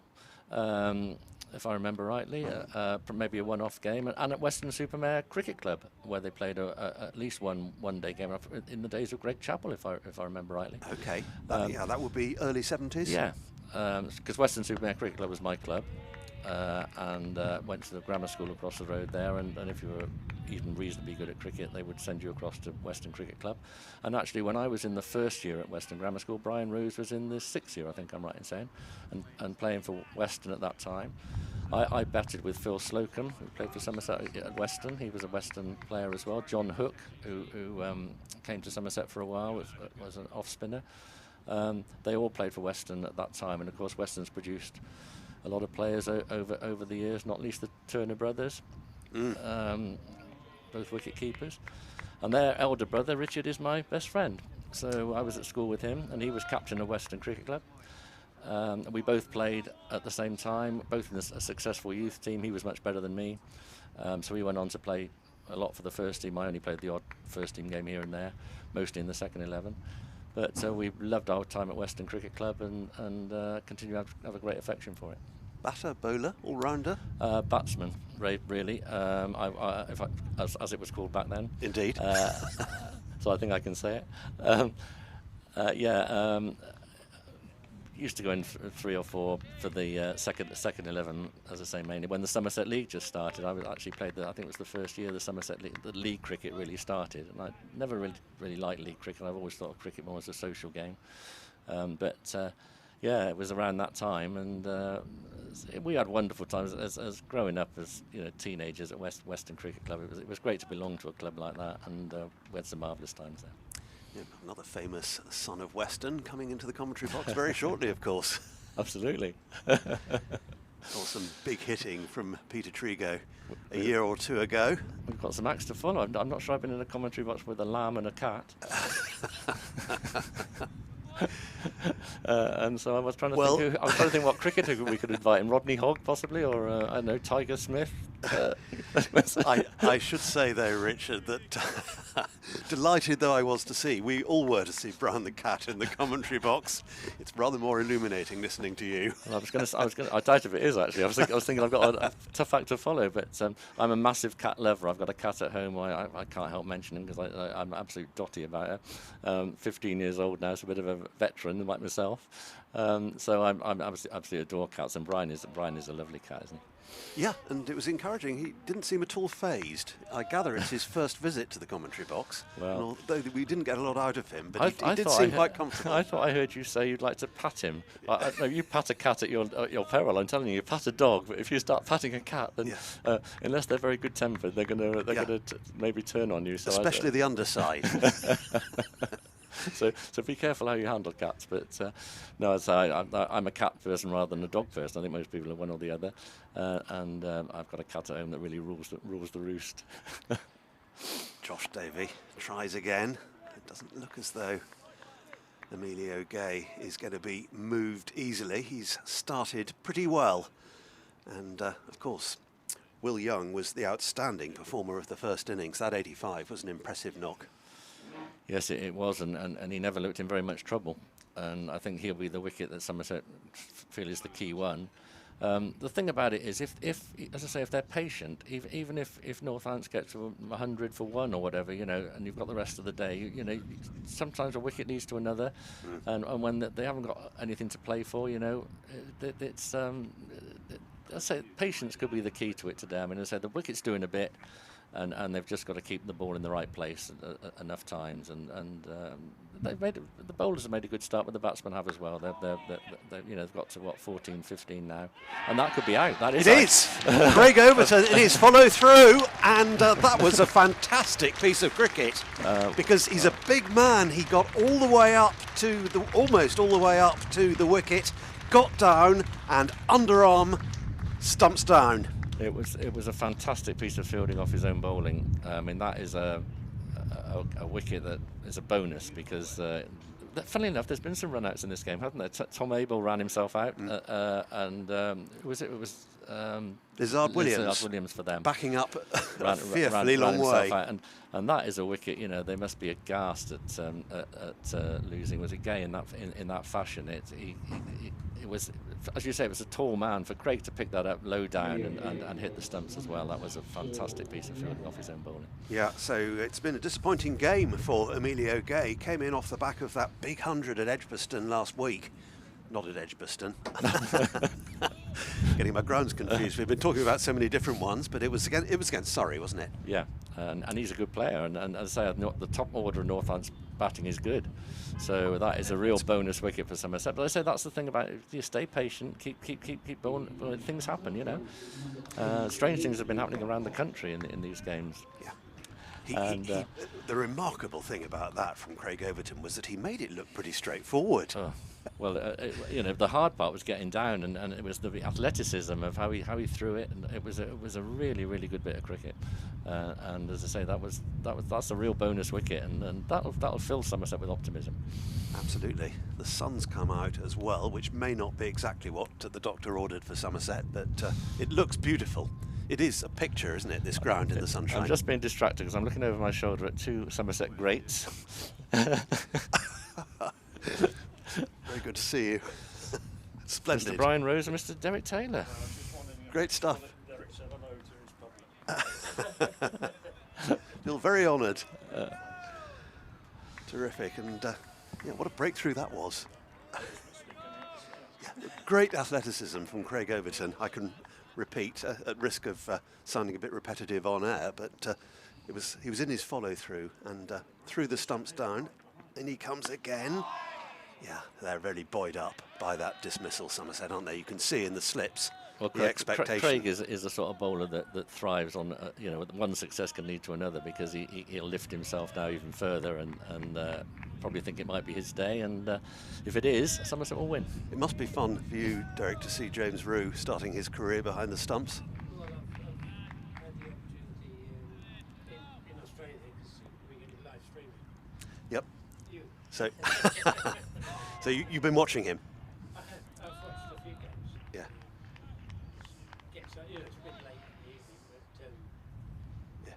nearly a 9-hour difference. But no, I've been watching a few games. Great prospect. Well, I mean, to be quite honest, the other guy was keeping wicket for a couple of games, and Davis. Stephen Davis, yeah. And then the last couple has been Yeah. Roux. James Roux, that's right. Yeah, I remember your wicket keeping. Certain time appeal Massive here for appeal Abu Dhabi. now. He's gone. Yeah, and that's a really big wicket as well. Luke Proctor, a full ball from Craig Overton. He's played right across the line there, trying to whip it through mid-wicket by the look of it, and hit pretty much in front, and not the most difficult of decisions. Looking at it, I mean, it was leg stumpish, so there was a bit of doubt perhaps, but Proctor's played to play it through mid-wicket and been beaten. So, Yeah. Craig, as you say, Craig Overton, one thing leads to another. Yeah, the point you made exactly, Richard. And, You can see he was up for it now, you know. yeah, a fortuitous dismissal, really, and then another. That's sometimes key all it player takes. goes. Is if you're patient, just a moment like that, and now Craig will be on fire, and he'll want to keep bowling. He'll probably have to be protected against himself in a way now, because they took him off after he took a wicket, if you remember, in the first innings. Obviously mindful of his injury problem, but he will want to be bowling today now. He's so enthusiastic, Craig, about playing for Somerset. I love it. You know, goes off to play for England, and that's wonderful. But there's nothing he likes more than taking wickets for Somerset.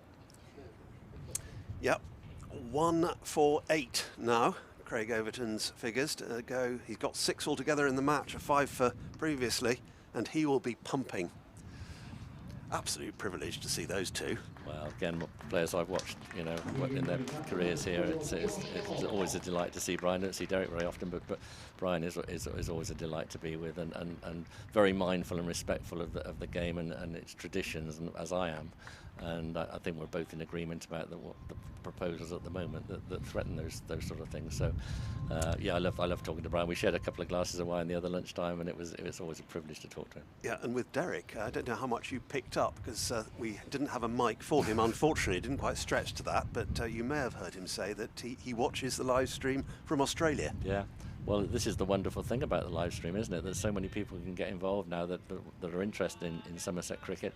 It's come on such a lot since it first started, offers a much better service now than ever before, and it's a privilege to be part of it. I'm really glad to be involved today and have a taste of what it's like to be behind the microphone. Well, it's a pleasure to have you here. Craig then, Craig-O, Tractor would say. What can you do?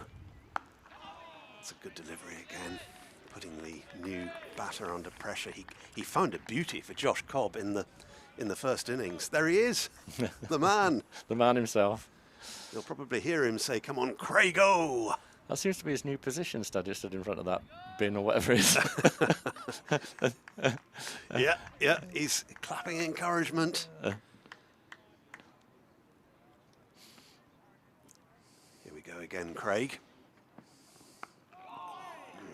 Slightly involuntary push at that one from Josh Cobb, but he's off the mark with it. He was caught off a no ball, Josh Cobb, in the first innings. Yeah, Josh Davey no ball, yeah. Yeah, and then got a brute. Yeah, absolutely, and he'll be glad to have survived that, even those few balls from Craig Overton. And the Northants. He's actually going off, Craig Overton. Hopefully it's just for running repairs. The way he's running off, I think it's probably not anything very, very serious, but the Northants batters now will be thinking of seeing him off. I would think that's that first thing. Let's get Craig Overton off. He's bowled, what, 3 overs now? And he was only bowling 4. I would have thought 5 would be his limit. That's if everything's all's well. But I say he ran off there. It wasn't as if he hobbled off or anything. So I think it might not be anything too serious. Hopefully not, because he is absolutely key now for the rest of the day. He looked pretty fit the way he went off. Yeah. 15 for 2, Northants. So 2 critical breakthroughs made in 1 over. Josh Cobb is out there with the skipper, Will Young. And Josh Davies going to continue in the bright sunshine. Can he add to the 2 breakthroughs? There's a good leave from Josh Cobb. Very blue sky now. Probably the most blue sky we've seen all morning, so that's not great news. Yeah, he's back out again already, Craig. Yeah, he's in the dugout. Yeah, he's waiting to come back on, and I imagine he'll keep bowling. I don't know. He's obviously been... maybe he wanted to drink. Who knows? These days they seem to want drinks quite regularly, the players, don't they? But anyway, he's waiting to come back on, and that all looks well. Just saying earlier what a picture this ground is in the sunshine. It's lovely to walk around if there's a chance every now and again. Yeah. And just glimpse the cricket from different angles. Well, it's my favourite sporting venue. I'd go to football and cricket, as I say, and this has always been what I call, if you like, as a journalist, my spiritual home. When I walk through the gates here at the start of the season, I always feel a little tingle. Somerset cricket means an awful lot to me, and that's not to say I don't care about Gloucestershire, because as a journalist I follow both, and I like the people involved at both. But when you grow up, you follow one team, don't you? And coming from Weston-super-Mare, I was Somerset and Bristol City, rather than the other side of Bristol, where probably I would have been Rovers in Gloucestershire. So it's just how you're brought up, and I've never disguised the fact that I'm a Bristol City supporter or a Somerset supporter, because if you do, it's just silly, you know. That doesn't mean I don't give exactly the same attention with my job to Gloucester and Bristol Rovers and wish them well. In fact, I've always thought that the better the other side does, the better you know your team are going to do in a local situation. You know, so Bristol Rovers are doing well. I think it's more likely Bristol City to do well. And also with Somerset and Gloucestershire, there's obviously a rivalry, and one wants to be ahead of the other. Another one. Yeah, the deflection was visible there. Somerset are on a roll here. Josh Cobb, another failure for him, dismissed for just 1. Josh Davey has looked like doing that. Another look at it, just a little nibble. Perfect delivery from Josh Davey, and you can see how thrilled he was. James Rue taking the catch. And Craig Overton back on as well. Northants 15 for 3. They're going down, Richard. Well, it's a wonderful start for Somerset, and well deserved, because Josh Davey right from the start has been on the money, and that's what he does. That's what Josh Davey all over. If there's a little bit in the pitch, he will get LBWs and catches behind, because he'll nibble it one way or the other. And he's always putting it on a good length. And he's had his injury problems this season, Josh, and a hamstring problem, and that has troubled him. But when he's on his game, he's a very, very underrated bowler, and one who's become very important to Somerset. And now you just hope with 3 down, you know, the backup bowlers, when Davey and Craig come off, are on song as well, because if they are, they're a good, you know, they've made big inroads now, and really they should win from this position, shouldn't they? Yeah, I'm not sure how much Lewis Gregor is going to be able to bowl. Just bowled 2 overs, didn't he, in the first innings? Yeah, I asked him about it yesterday. I bumped into Lewis going around the ground, and he wasn't very committed about saying he was going to bowl in this. I said, what about second innings? And he said, well, I'll probably let the big boys do the job. That's how Lewis put it, and smiled.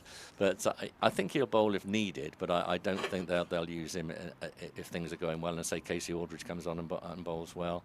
Tom Abell has bowled in this game and is very handy, and again underrated in my view. And if they turn to spin, they've got Sajid Khan and Lewis Goldsworthy if needed. So they've still got plenty of options. Lockio taking an off-stump guard to Josh Davey. Which more and more players do these days, don't they, Stephen? Yeah. When I was a kid playing, you'd never take off-stump guard, but a lot of the professionals do these days. Here's his first ball then. Played comfortably enough. Yeah, Tom Abell's value as a bowler is particularly good in this context, isn't it? With injuries for some or niggles for others, whatever. Yeah, well, I don't know if it's a year or maybe 2 years ago now. He just put on a little bit more pace, Tom, and he'd been a sort of medium pace bowler and you know, a partnership breaker probably more than anything, as they're called. But now he's reasonably, you know, nippy, and if the pitch is doing a bit again, he's another one who puts it in the right place. And I wouldn't, you know, he probably doesn't bowl himself enough, and that's typical of Tom Abell because he's such a modest guy. You know, he thinks that you should leave it to the bowlers, but he's more than handy in the right conditions. Davey then, in bright sunshine, played firmly enough back to the bowler. Apparently it's pretty cold out there. I suppose we're on mid-September now, exactly, aren't we? Late September. I think we're very lucky. I mean, the forecast next week is not so great, is it? When Somerset go to Canterbury, and hopefully there'll be nothing on that game now. You know, if this goes according to plan. If they can take 7 more wickets in reasonably short order, it won't matter a jot. But this has been, you know, the weather for this game has been very, very good. This was the day that was always looked like being the dodgy one, weather-wise, and it's proving pretty fine. So there's no reason to think we won't get all the overs in. And as I say, the rate they're going at the moment, I mean, there's got to be a partnership at some stage, you'd think, and because the pitch is not, you know. Josh Davies just gone off very briefly, but he didn't look injured to me either. No, I think these are just, you know, what fast bowlers do these days. You know, it's, as I say, the pitch is by no means, you know, spitting cobra, as they used to call them. They're not. It's not that difficult to bat on. It rewards good batting, and it's rewarded good bowling, which I say is brilliant. That's what you want. And at this stage of the summer, great credit to the ground staff here for that. And if Northants put a partnership together, Somerset have just got to be patient. And the good thing is now, with 3 wickets down already, you know, they're ahead of the game. I like spitting cobra. They'd be like that in India, certainly, wouldn't they? Yeah, absolutely. Sticky dog in Australia. Yeah. Well, of course, the old uncovered wickets were the sticky ones, weren't they, when they used to play on uncovered wickets? And going back even before my time as a reporter, that there was some. You had to have special technique to play on those, and I was thought of a spitting cobra as one that turns and lifts, and we don't see too many of those in England these days. But yeah, the sort of wickets you didn't want to have to play Derek Underwood on. Well, absolutely. Well, his name got mentioned yesterday, I think, as what he might do even on a pitch like this. But I mean, you're talking about obviously an exceptional talent there. I mean, Underwood could, but if it was wet, you know, goodness me. God help them. Absolutely. His opponents when he was bowling on a wicket in damp conditions, you know, he was a wonderful bowler to watch. But there's nobody around like Derek Underwood at the moment. No, he was in a class of his own, wasn't he? The pace at which he bowled. Yeah. I was brought up on Alan Knott and Derek Underwood. Really? Great combination for Kent. Absolutely, for Kent, of course. Yeah. They've got a stand named after them now. So Kent doing the same kind of thing for their legends as Somerset do for theirs. Here at Taunton. It's wonderful. I think the history of clubs is so important, you know, in football and cricket. Clubs should never forget their history and their traditions, and honouring great players is a way of doing that, which is so all I mean, we've got so many things here, haven't we now, named after some ex-Somerset players, and it's great because, you know, they deserve that tribute. Yeah, that's another nice thing about walking around. The pictures of various Somerset greats, the 2 we saw in here just now. Another one, yes, taken in the slips. 4 have gone now, and Craig Overton has struck again. It's a big one too. It's the captain, Will Young, who's gone. Fantastic effort this by Craig Overton, and neatly taken by Tom Abell at second slip. This is what we said, get Craig on a roll, and he's a very, very dangerous bowler. And from the moment he got that run out, he's just lifted his game as good players do, or top players do.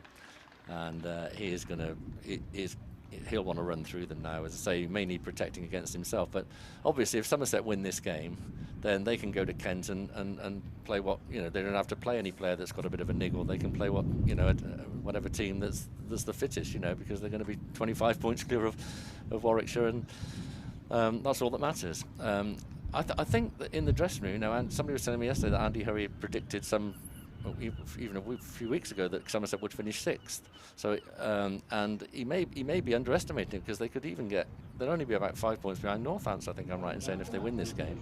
So they could even, with a good performance at Canterbury, get 5th place, I think I'm right in saying. But maybe that's being optimistic. Very, very relieved that relegation is being banished as a possibility. I think you're right, Richard. I think looking at the table, I think they could hop over Northants with a win here today, which now looks extremely likely. Northants were 37 for 4 in their first innings. They're now 15 for 4.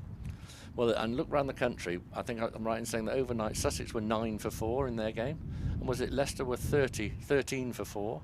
And we saw the Essex Lancashire game with all those wickets falling in no time. Yeah, they're 84 for 5, Sussex. Well, now. So around it's strange that there's a clatter of wickets.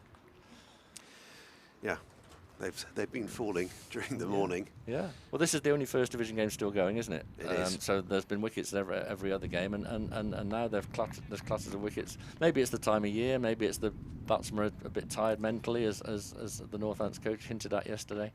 Going But down the leg side, I think that one. 15 for 4. I mean, Somerset are red hot favourites obviously now, and it's just a case of staying patient, staying calm, and finish what would be a very, very good 4-day performance, because they played well on every day. Yeah. Craig Overton just briefly doffs his cap to the applauding crowd. Nice to see, before taking up his perch in the slips.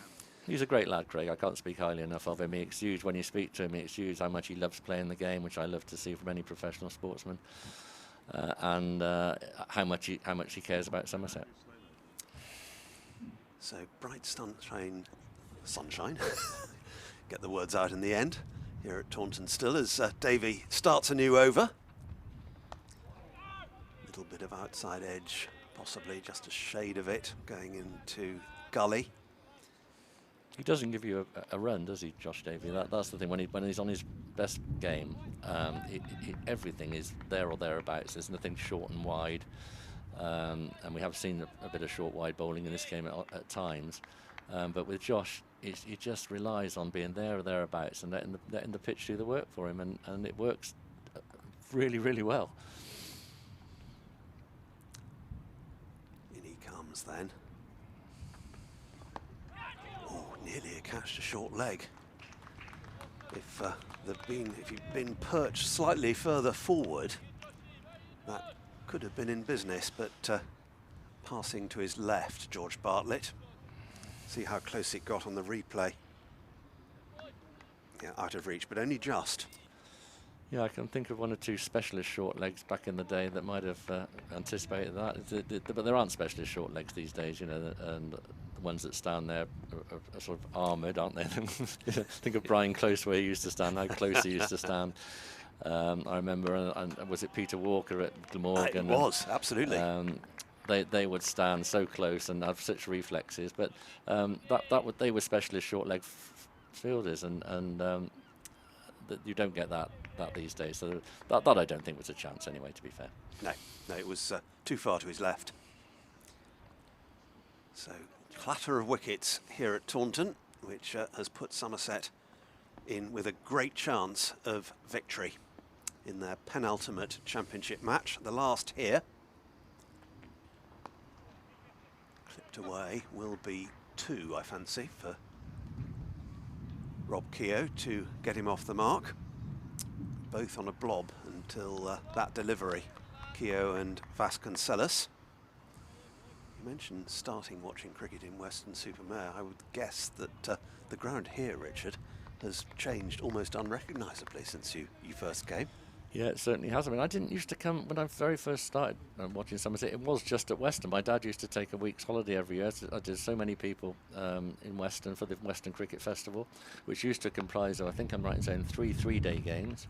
And when one-day cricket started, there might have been a one-day game as well. But it was mainly 3 county championships. So I think it went Saturday to Saturday, Sunday, Monday would it have been, and then Yeah. and then maybe a break, then Wednesday, Thursday, Friday. Anyway, those were so it was mainly a diet of Championship cricket, and then when people didn't have cars, I know I'm sounding like I'm out of the dark ages, but Taunton was a fair little trip, you know, and if you're at school, you're obviously at school, and your parents didn't have a car. Then it wasn't that easy a place to. So it was a lot later that I came to Taunton. There are a lot of windy roads in Somerset. Absolutely. And having said that, there has been, of course, I mean, virtually everything's new here, isn't it? If you look around the ground now, the Caddick Pavilion obviously is new. Colin Atkinson Pavilion is older, but still looks relatively new. I can just about remember a time without it. I think the first time I came here was in my early 20s, and I think that was before even the Colin Atkinson Pavilion was built. Yeah. Looking around, the Somerset stand obviously is new with the flats behind it. That's all this century, isn't it? Absolutely. Gimlet Hill is newer still. So the place, well, the old press box, of course, when I first came here was perched up at this end of the ground, but very much a sort of small wooden contraption of wooden adjunct, wasn't it, to the old pavilion? Of which Eric Hill had half, virtually. My predecessor as freelancer, and of course an ex-Somerset player and a dear friend of mine. Eric, funnily enough, when I first went to cover cricket at Weston as a reporter at Clarence Park, I was told to beware of Eric Hill because he ate young reporters who got in his way. And he had a little box all of his own. Absolutely, didn't he? And he was revered, Eric, and I was a bit in awe. Well, I was in awe of him. And then as time went on, we sat together so often here, and he talked so wonderfully well about cricket and loved his cricket. And one thing I always remember him saying to me, Stephen, is, Rich, they won't be satisfied until it's 4 5-over games of an evening, not 20-20. He said, wow. This is when T20 came in. He said they want to dilute it because nobody will be satisfied until it's either a 6 or a wicket every ball. And he's sort of being proved right. Prophetic. We're now down to 100 balls. Absolutely. So they weren't satisfied with T20. But I still can't understand it because you go to cricket now, and Cheltenham Festival, for example, at Gloucester this year, they were putting on so many outside entertainments for kids around the ground, you know, that no kid was watching the cricket. Do you see what I mean? So there was like computer games, or there was coaching, or there was a football coaching going on. And it was like, we can't expect children to watch county championship cricket. And yet when I was at school, you know, I went with a group of friends, and I said we all took our duffel bags and sandwiches and scorebooks and scored every ball. When, as I say, people like Don Shepherd were bowling maiden after maiden. So but you developed a love for cricket that I don't think one-day cricket inspires. That's my own opinion. Craig Overton is still at it. 5th over now, 2 for 11 his figures. Can he make it 10 for in the match? I said they'd have trouble getting the ball off him. But I think this probably will be his last over. But I always remember fast bowlers, when they're taking wickets, they want to keep bowling. Andy Caddick was a perfect example. I know he comes in here and does the live stream and everything, and watches Somerset a lot. You couldn't get the ball. He'd bowl 11 overs on the trot, Andy, and sometimes it is most dangerous between about the 7th and 11th over because he just loved bowling. And the captain, even if you wanted to take him off, found it difficult. So Craig's not unusual in that respect. If he's on the song and he's bowling well, it's hard to get the ball off him. But I think they've got to be mindful, obviously, of looking after him, and this probably will be his last over. But the pace at which the wickets are falling, it adds to the temptation to stay on, doesn't it? Because absolutely. You feel maybe you won't have to bowl much for the rest of the day. Absolutely. And there will be a temptation to keep him on, but I think, judging by what they did in the first innings, and we talked to him afterwards, and he said, yeah, I feel good, but he's obviously mindful of what he's had recently, these back spasms, I think it was. Doesn't want it to come back. So I wouldn't be surprised. Oh, we've now got an injury to a Northampton batsman. He's flayed it through extra cover for 4, but he's injured himself in the process. Their wicket keeper. Vasconcelos. You can say the name. Yes, I can do Vasconcelos. He's absolutely hammered that off the back foot and collapsed. So I don't know what he's done there. He's pulled a muscle. But this again is end of season. You see, this is the time of the season where little muscle strains and that come in. Yeah, he's in a lot of pain. He is, yeah. I think he's going to be okay, but he's something twinged. Might need a runner, perhaps. That might be a consideration. That's always fun. Yeah, it can lead to all sorts of things.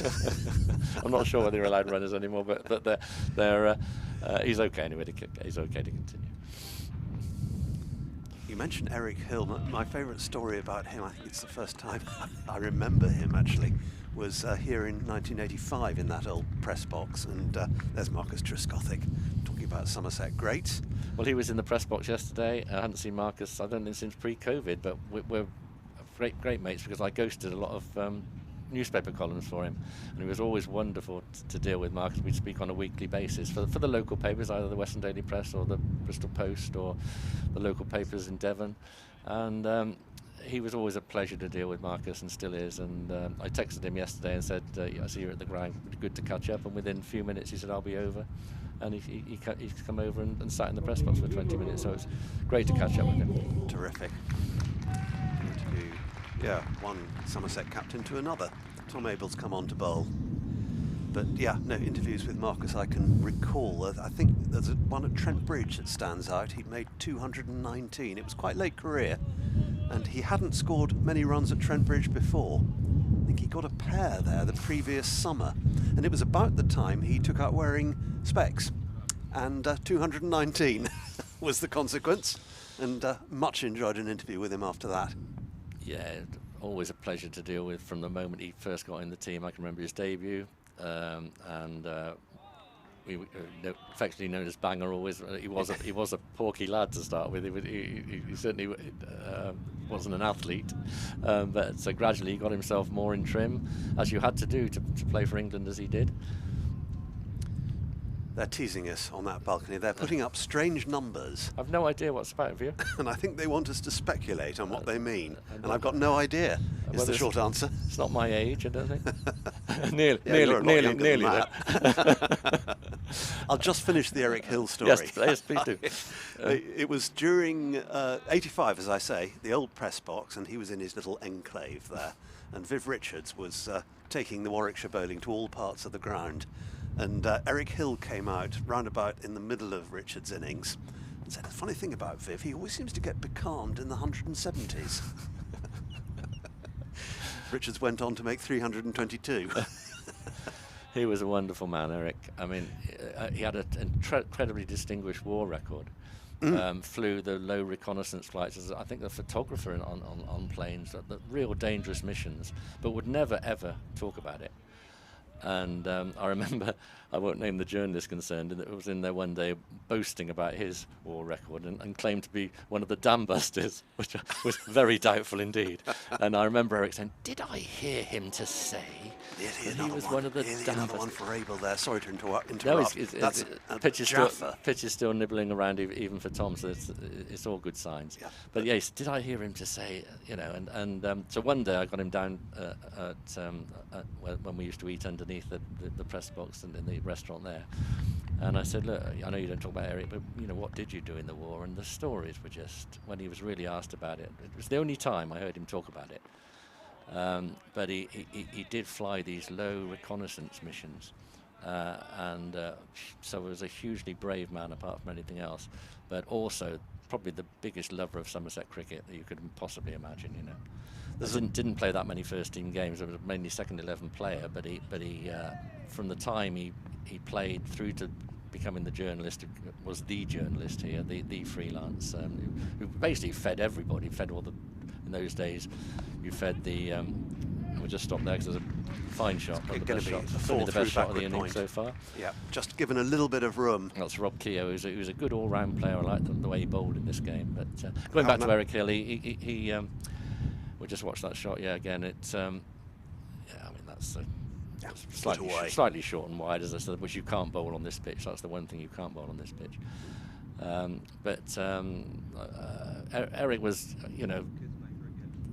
I can't think of anyone who had Somerset cricket at heart more than Eric Hill. And there's a plaque now outside the press box, as there is for David Foote, another great friend of mine, who I miss terribly. And they were both synonymous with Somerset cricket. Yeah, absolutely so. Plaques put up on behalf of the Cricket Writers Club. I wondered whether that was going to go to hand for a moment. Well, we are seeing another over from Craig, and that was another short wide one. So whether he's just coming to the stage now, as I say, I'm quite surprised he's bowling this over, to be honest. But if he gets another wicket, we shall all be very happy.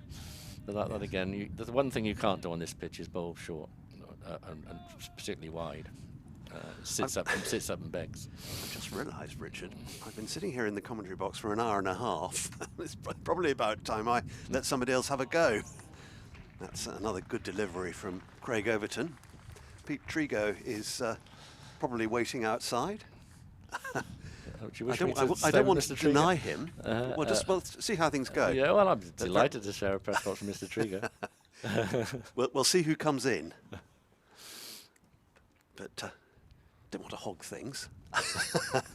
Absolute pleasure, though, chatting. Well, there's no doubt the star of the morning's been Brian the cat, so we both of us can depart knowing that we've been upstage. Yeah, indeed, indeed. Push back to the bowler. Yeah, David Foote, you mentioned, has wrote numerous books, didn't he, about cricket, and a lot of them about Somerset. And what a lovely guy, most charming, probably the most charming journalist I ever met. I mean, such a wonderful company, David. So again, so modest for the talent he had. I mean, I consider myself a sort of half journalist, reporter. David was a writer, proper writer. Terrific. And yeah, I counted myself lucky to know him. Everybody who met him thought the world of David. I mean, he was just a charming guy. Yeah, and one of his books, the book about Harold Gimblett, was a standout work of his. Absolutely, I agree with you totally. The best he wrote. It was a wonderful book. But he also wrote, he even wrote one on Wally Hammond, didn't he? He did. Called, I think it was The Reasons Why, which delved into the background of Wally Hammond. And so his research for books was meticulous, but it was the way he wrote. And that would extend to his reports on cricket and everything. He was just a wonderful writer. I've just been reading, funnily enough, again, his little biography, which was called Footsteps from East Coker, which of course was his village. And it's just charming stuff, talking about T.S. Eliot visiting the village, and of course writing the famous poem about East Coker, and that his father was a bell ringer at the church. And yeah, he led the choir in the wrong direction, Footy, I think. With carrying the cross. Yeah, that was a famous story. He took them out into the car park. Yes, I think that was that. But it's just such a charming book that absolutely sums David up, and of its time, and describing village life when he was growing up. And anyone gets the chance to read it, Footsteps from East Coker is a lovely, lovely book. Yeah. Warmly recommended, absolutely. He was encouraged to write it. It was quite late career, and he was encouraged. I think it was Stephen Chalk, who published it, Fairfield Books, had more than a hand in it, didn't he? Yeah, absolutely. And Stephen's been responsible for so many cricket books about local personalities as well. And David's probably more famous biography was Country Reporter, which he wrote before, I think, Footsteps from East Coker. But to my mind, Footsteps from East Coker sums him up the best, because he loved talking about the villagers and the little quaint things that went on in the village, and that was David all over. I think I'm right in saying he wrote a book about Bristol toilets. He did. Is that right? Yes, I haven't read that one. Nor have I. I think it's quite a rarity. Not surprisingly. I think it's on Bristol Downs, something like that. Yeah, that's right. And he was talking to the ladies who clean the lavatories and things like that. And yes, that was David all over. He loved things like that. And as I say, I don't know how long it is since he died now, maybe a year or two. The family came down. I was lucky enough to be involved in the ceremony of putting the plaque up here for David. Yeah, I was here too for that. Yeah, it was a lovely day, lovely family. To be, yeah. And I do miss him terribly. Yeah, wonderful company. And I mentioned the book about Harold Gimblett. I would strongly recommend any Somerset supporter to read that, because he's an absolute legend, Gimblett. Well, obviously, but again, it was the style of the book, how it was written. It was written with such affection, and with knowledge of the man himself. Well, as I say, his research was meticulous. Research on all his books is meticulous, and I think he's written 25 books of mostly on cricket. And mostly on Somerset. So Viv Richards, he did a biography of Viv Richards, did Sunshine Sixes and Cider, Cricket's Holy Trinity. I can think of, just run through them, book after book that David produced related to Somerset. Probably the most prolific, definitely the most prolific author on Somerset cricket there's ever been. Yeah, I'll add to it with 2 selections of essays after this delivery from Tom Abell. Oh, a bit wayward, outside the off stump. Beyond Bat and Ball and Fragments of Idolatry. Yeah, absolutely. Spot on. I say he was a prolific writer, David, and I always remember him saying to me, "You'll never make money out of books, Richard. You never make money out of books." And I used can to say to imagine him, him "Go saying on, that. David, you're a millionaire," you know, because he wasn't. But having written a couple of football books myself, I know he's right that you don't make money out of books, but they give you a lot of pleasure, and he had a lot of pleasure going round to his house, you know, and he had bookshelves full of not his books, but he was a great reader as well as a writer. And yeah, always brilliant company, David. I mentioned Stephen Chalk. He was involved with the publication of Fragments of Idolatry, and what he said when I think he suggested a fee to David. This was Stephen, and David said, "That's far too much." That sounds exactly like him. 31 for 4, Northants. Defeat very much on the cards for them at the moment as we head towards the lunch interval here at Taunton. Keogh on 6, Vasconcelos on 10. Give you a run through of the batsmen. Oh, in fact, the scorecard appears on the screen. Emilio Gay run out brilliantly by Craig Overton for 11. Something of a freak dismissal which opened the door. Will Young, he's last out, caught in the slips off Craig Overton for 3. And we'll come back to that in a second because Casey Aldridge, Craig Overton is finally being rested. Yeah, I think maybe it was one over too many for Craig, but that's okay. He seems to be fine. Interesting time for Casey Aldridge, who's not bowled well in this game, and is a player I think Somerset got very high hopes of, quite rightly. Can swing it a bit. Tall lad. He just couldn't get his line and length right in the first innings, so this is an important spell for him, but he's got the ability, definitely, to take wickets on this pitch. Yeah, I'll just come back to the other 2 wickets. Luke Proctor, who was out almost immediately after the run-out, LBW to Craig Overton. That was in the same over. And then Josh Cobb, caught behind by James Rue off Josh Davey for 1. Wickets falling at 14, 14, 15 and 15. Bit of a collapse. Since then, 20 have been added by this pair. That's against. I know it's his first ball, but it was wide. You know, he's just got to concentrate on getting his line and length right here, Casey, because if he does, his height alone will make this pitch nip about.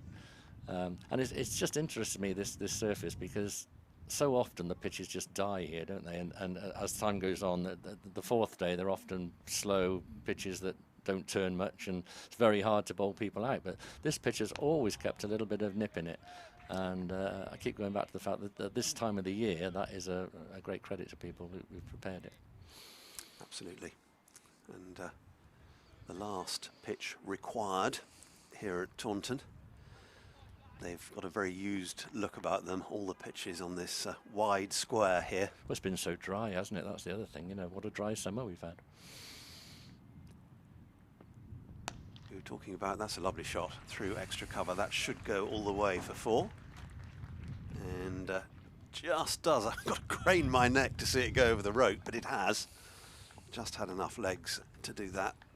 We were talking about outgrounds earlier. Somerset, of course, always play here now, but nice to have a few outgrounds mentioned on the floor below us where there are some hospitality suites. You've got the Bath suite. We were talking about Weston-super-Mare. Yeovil, isn't it? Yeah, Glastonbury, yeah. Frome. Yeah, they've played all over in their history. One little story reminded me of the rooms down there. That one of them is the sponsors are. Oh, did that hit the stumps? I think that might have hit the leg stump. It span onto the leg bail's stump not come off. and didn't dislodge a bail. Let's have another look at that. I certainly thought there was a deflection. Yes. Yeah, it spun onto the leg stump and hit it very low down, and the bail stayed on. So, little bit of luck there for the Northants wicketkeeper, who are your Vasconcelos, counting his blessings. I'll say it in a minute. So I was just going to say that one of the sponsors down the Westbin is the Arbuthnot Latham Bank. And believe it or not, Stephen, my great-great-grandfather founded that bank. Wow. Together with a bloke called Arbuthnot, obviously. And he was also governor of the Bank of England between 1861 and 1863.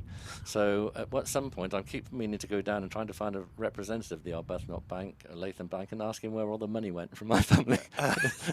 Because when at the time of my great-great-grandfather, they lived in Mayfair, and as I say, he was governor of the Bank of England.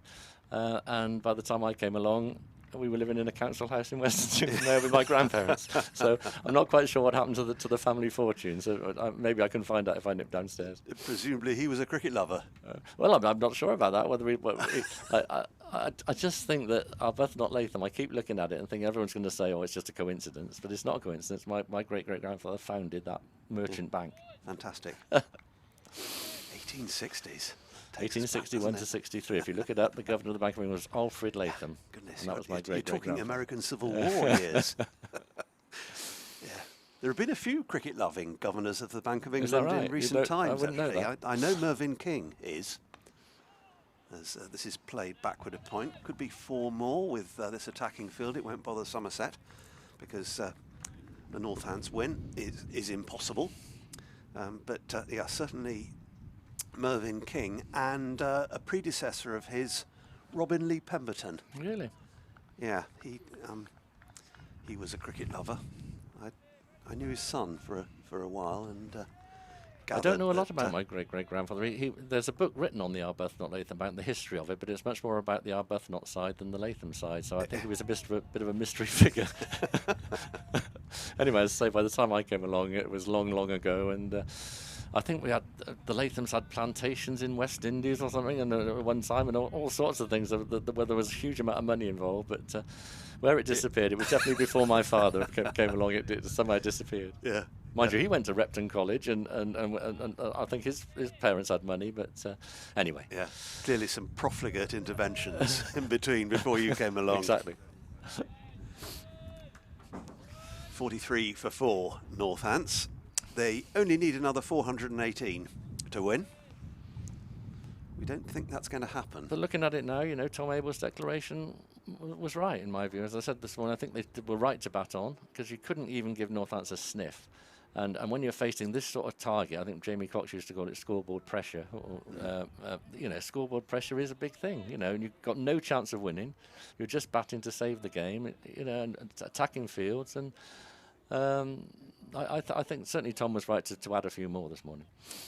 Jamie Cox, another fine captain of Somerset in his time. Love Jamie. Pleasure to deal with. He's now working for the MCC, isn't he? He is indeed, isn't he? He's come back. And he's been down here this season, and I missed him, but we got on very, very well when he was captain, as I did with his wife Helen, who was lovely, and their little young family at the time. They were always a pleasure to have here at Taunton. Of course, Jamie captained the 2001 C&G trophy winning team, which was one of my biggest days covering Somerset, because Rob Turner played as wicketkeeper, and he comes from the family, as I said, from my best friend's family. And so it was great to see Rob playing there. And I went up on the balcony at Lord's afterwards. He got me up there and went to the celebration afterwards. I remember Peter Anderson, the chief executive, saying they said I'd never win anything as chief executive, because he'd been here so many years. And he was red-faced after a few drinks and holding court. And it was a wonderful day for everyone associated with Somerset. And Jamie lifted the trophy that day. Wonderful for you, I'm sure, as well. Well, it's always nice when in West Country sport, people say it's a backwater and that sort of thing. And that's not quite true, but we don't get a lot of success, major success, you know. So, for example, Bristol City's best successes when I started covering them was the Freight Rover Trophy, which is like for 3rd and 4th division clubs, but it was Wembley, and so it was marvellous big days, you know, especially as the club had almost gone out of business a little while earlier. And with Somerset, the Lord's finals, you know, you remember them, because they're not, you can't take them for granted like you can if you're like Man United, Liverpool, you know, Surrey fan. You know, you don't get to finals that often, so everyone is absolutely memorable. Yeah, well, and I've been lucky enough to commentate on 3 Lord's finals. One in 2019. Somerset's last silverware, not that long ago, and 2 involving Gloucestershire in the early 2000s. Mark Alain's side. Well, of course, I went to the Gloucestershire finals when it was the glory years of Gloucestershire cricket, and what a team they had then. I mean, not great individuals, but John Bracewell was the coach, who I've always had a huge amount of time for. Very interesting man to speak to, coaching-wise. And that Gloucestershire team was virtually unbeatable in one-day cricket for about 4 or 5 years. It was. And yet, when you looked at the team, it was people like Mike Smith, Tim Hancock, John Matt Lewis. Windows. You know, they weren't great names. You know, they had Jack Russell and they had Ian Harvey, which were two massive players for them. But most of the team, you know, even going further, James Averis as time went on, you know, they were sort of county players who just moulded into a wonderful team. Driven, and won't be a run. I think certainly one of my best Lord's memories was of a game I wasn't actually covering. I went along, I happened to be in London, and it was the B&H Super Cup, the one year they had that, and Gloucestershire were playing Yorkshire in the final, and I'm lucky enough to be an MCC member, so I was in London, I had the chance, I went to watch, and it was a great day. Mark Lane made a wonderful century that day. It's a good take from James Rue. And what a shrewd captain he was, Mark. And that they had, as I say, it was one of the things that taught me early on. And talking to John Bracewell, and he was very much a team man. I remember him saying to me that, you know, that when he first joined Gloucestershire, they would hide behind Courtney Walsh. That if Courtney took wickets, they might win, and if he didn't, they didn't. And he wanted a team where everybody felt equal in what contribution they could make, you know. And that's basically what he created. So I always thought he was a fantastic coach, and probably still is, whatever John's doing now. But they were an incredible team to watch because their fielding, they sort of took fielding to a new level, you know. And Jack Russell would stand up to the stumps to Ian Harvey's quicker ball, and get knocked over, you know, in taking it. Jack Russell, this is the reason why that game stands out in my memory. I knew Jack a little bit. I'd interviewed him a few times for the BBC. And Gloucestershire won the game on the back of Mark Lane's 100. And like you were saying, you were on the balcony. I went up to the balcony for the presentation. And I bumped into Jack and we had a hug. And he invited me into the winner's dressing room. It's the one time that's happened. And it was a real thrill. We won't bang on too much about Gloucestershire as we're watching. We shouldn't. We shouldn't. Out! Oh, that's fallen. Is it? No, it's fallen short. Oh. Just dropped short. First slip. Not quite carrying. And that's unfortunate for Casey Aldridge because he could have done with the lift. Good ball, and his defensive nick. Oh. We're just watching it again, and I think it fell just short of Lewis Gregory. Yeah, he's picked it up on the half volley. Yeah. Yes, but no, quite right. We must concentrate on Somerset. I will say about Jack Russell, my favourite cricketer of all. I thought he was just incredible, incredibly skillful wicketkeeper, but also I loved the way he took his own tea and Weetabix on tour with England, you know, so that he avoided all the things like Delhi Belly or whatever they used to call it, you know, the curries and all that sort of thing.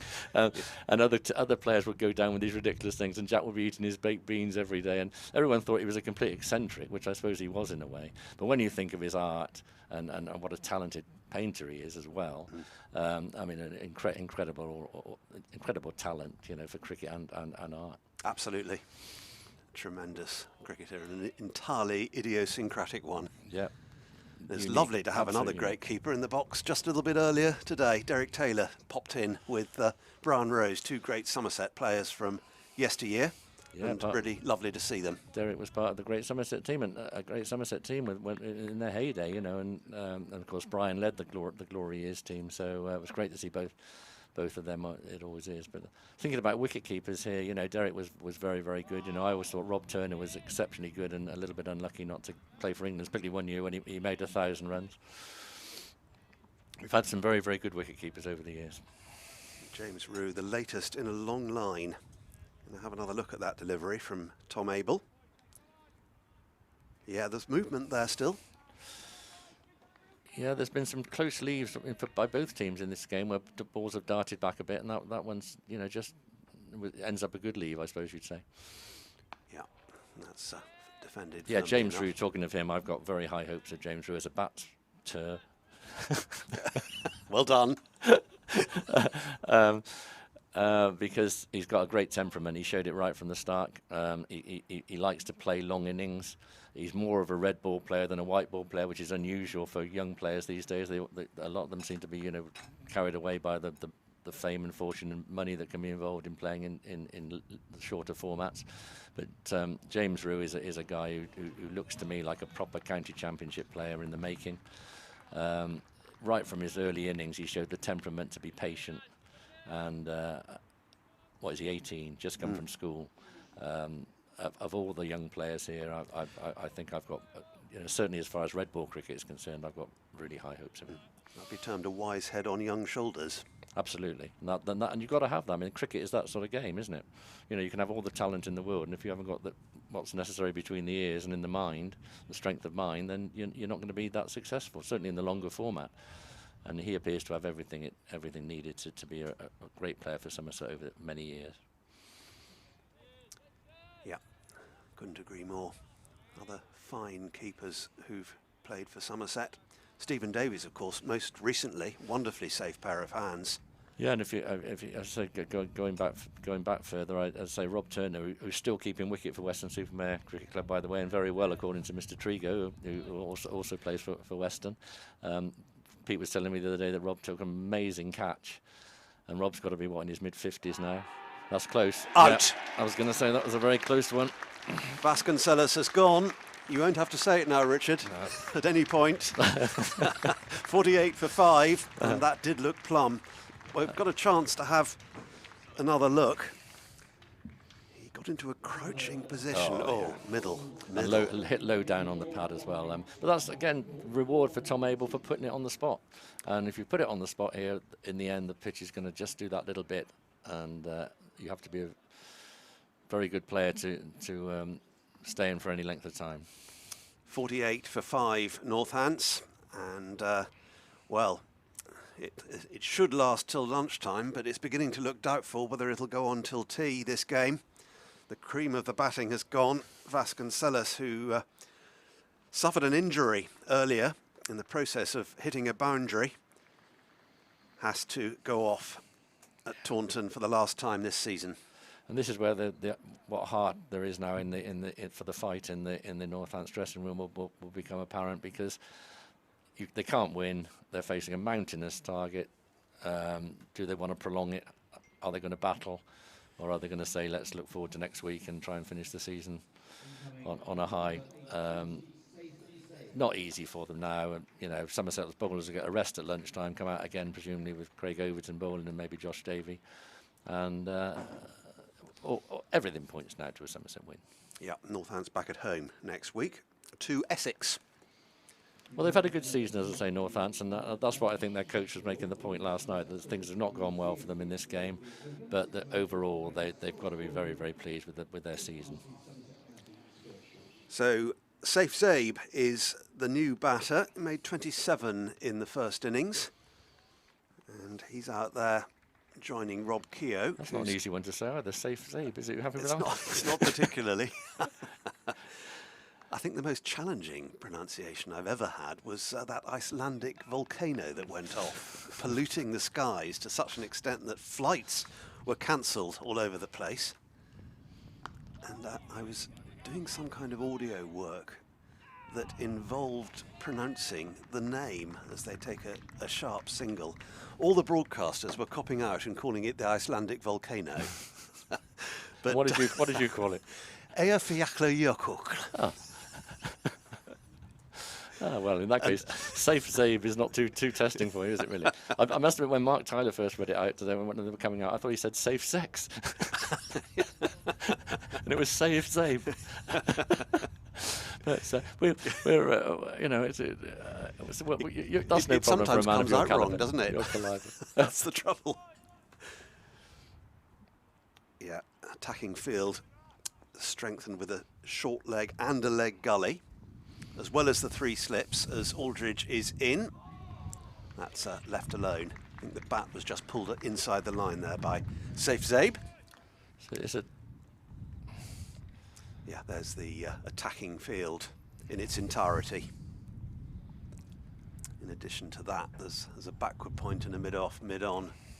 Long leg is the only deep fielder, and Somerset don't really need any more than that, the position they're in the match.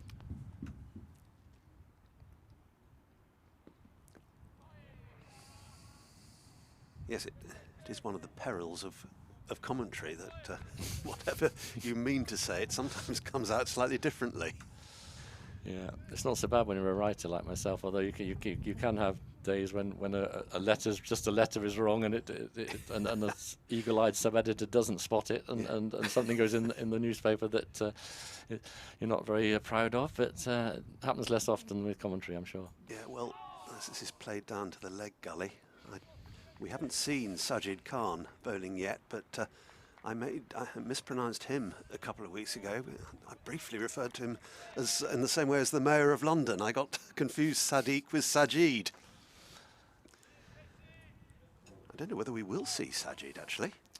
We may do. Good example with that delivery, Stephen, of Casey Aldridge's height causing problems. You know, as I say, he's been a little bit wayward in this game, but if he gets it on a length, you know, he's capable of getting it to rise as he did there. Beauty. And now he's gone past the outside edge, which again is a result of the previous ball, because the previous ball had the batsman hopping around, and he's been a little bit pushed forward tentatively to that one, and it's gone past the outside edge. Yeah, just see it again, that one. It's in the right area, isn't it? Yeah. Be lovely to see Casey Aldridge pick up a couple of wickets. Yes, because he's situation. the future. He's the future of Somerset seam bowling, along with people like Sonny Baker and hopefully Ned Leonard when he gets fit. And they need that. They need one or two of these young pace bowlers to come through next season, certainly, and support the ones that are very capable that lead the attack. 49 for 5, Northants. Any thoughts, Richard, and especially given the signings that we were talking about earlier of Tom Kohler-Cadmore and the strengthening of the sort of experienced batting. Overseas-wise, will we be looking for batter, bowler, one of each? Yeah, we're just seeing them go off for lunch, with fantastic morning for Somerset, 49 for 5, the Northants total, and you know, real good inroads made, and now hopefully it can be a successful afternoon. But the answer to your question is they have addressed to me what was the obvious weakness to address, the top order batting up. Personally, I'd like to see Tom Lammonby maybe coming in at 4 or 5, maybe even 6 rather than opening, although he's with Sean Dixon, presumably. So you'd imagine he will open as things stand with Dixon. But Kohler-Cadmore will obviously come in. You'd imagine Tom A will be 3, maybe Kohler-Cadmore after that, I don't know. But you are adding solidity to the batting. And that, to me, having done that, now you've got to address the bowling, yeah. You've got to. I would like to see an up-and-coming seamer brought in with international aspirations. Richard, it's been great to talk to you. And you, Stephen. We thought it was half an hour. It's turned out to be an hour and a half. It's been absolutely terrific. Okay, many thanks indeed. And 49 for 5 at lunch, 1 for 8, Josh Davey, 2 for 19, Craig Overton, 1 for 16, Tom Abell. And if you lob in a run out as well, there you've got the 5 wickets. We're going to have a little break for lunch as well, and hope very much that you can join us after the interval.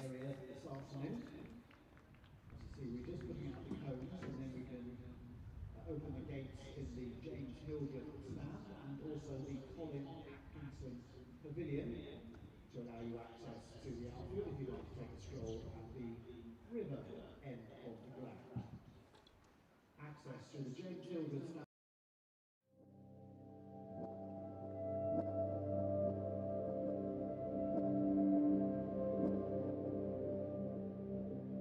When you bat at your best, there's no distractions. You're engrossed in the game, you're in, I guess, the zone, a little bit cliche.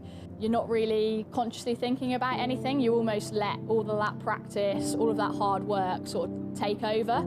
I'm doing it with an element of freedom, and I'm not worried too much about the risk or getting things wrong. Actually, I'm taking the game on, and I think that's probably where my game's made a huge shift over the last couple of years. I'm Sophie Luff, captain of Western Storm, and I'm a top order batter. My first memories of cricket would have been probably 5 or 6 years old in the garden. My dad played club cricket, still does play club cricket, believe it or not, and I've got a younger brother, Jack, who was always in the garden throwing balls at me. I was always throwing balls at him. So it started from there, really. I remember every weekend, every Saturday was spent at our local cricket club, and yeah, I just fell in love with the game from there, really. Yeah, I'd say both my experiences at school and at club were I was a sole girl in a lot of boys' teams, and to be honest, that was the norm for me. I actually really enjoyed it. I was a bit of a tomboy growing up anyway. I loved playing football, playing cricket, and I found myself in those environments more often than not.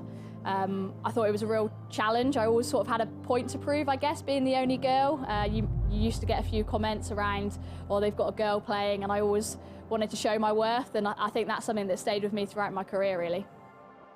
Yeah, I think as captain, there's a responsibility on me to lead from the front. I make no bones about it. I talk openly about wanting to lead from the front and put in as many match-winning performances for Western Storm as possible. I'm incredibly passionate about the club, about the team, and I want to see it go from strength to strength. And you know, with me as captain of the ship, I guess it's on me to sort of lead the way, pave the way for the next girls coming through. And you know, one thing I'd like to think that I will do is sort of leave it in a better place than what it was when I started my captaincy stint. You know, having a really positive impact on what cricket is played at Western Storm, how we go about things, both on and off the pitch. Yeah, I absolutely do see myself as a role model to younger girls in the dressing room, as a senior player in the environment. I work on the academy as well as a coach, so I can see the next crop of players coming through and feel like I can have a real positive influence on some of those girls as well in their development and hopefully their careers in the future. But I also want to inspire the little girl that comes along to a Western Storm game and experiences cricket for the first time sat in the stands. And I think we've all got a role to play in that, but it's something that I really enjoy doing and take a lot of pride in. Hi, I'm Neve Hollands, I'm 17 and I'm an all-rounder for Western Storm. I always enjoyed it from the start, and it was something my parents always said, you want to do something you enjoy when you're older, and I think it's something that's kind of stuck with me. Ultimately, I'm playing with my mates.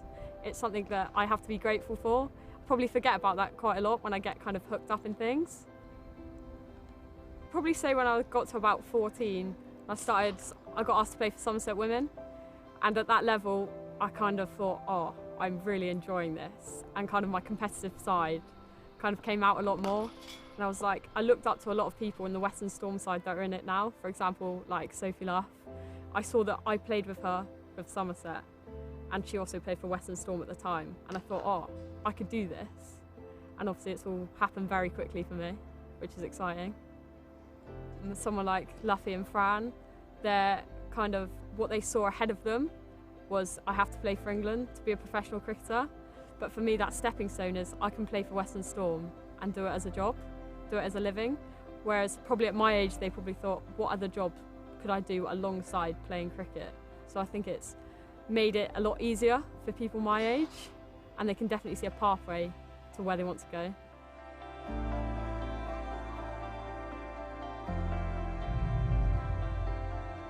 Hi, I'm Fran Wilson. I play for the Western Storm. I'm a batter and I'm vice captain.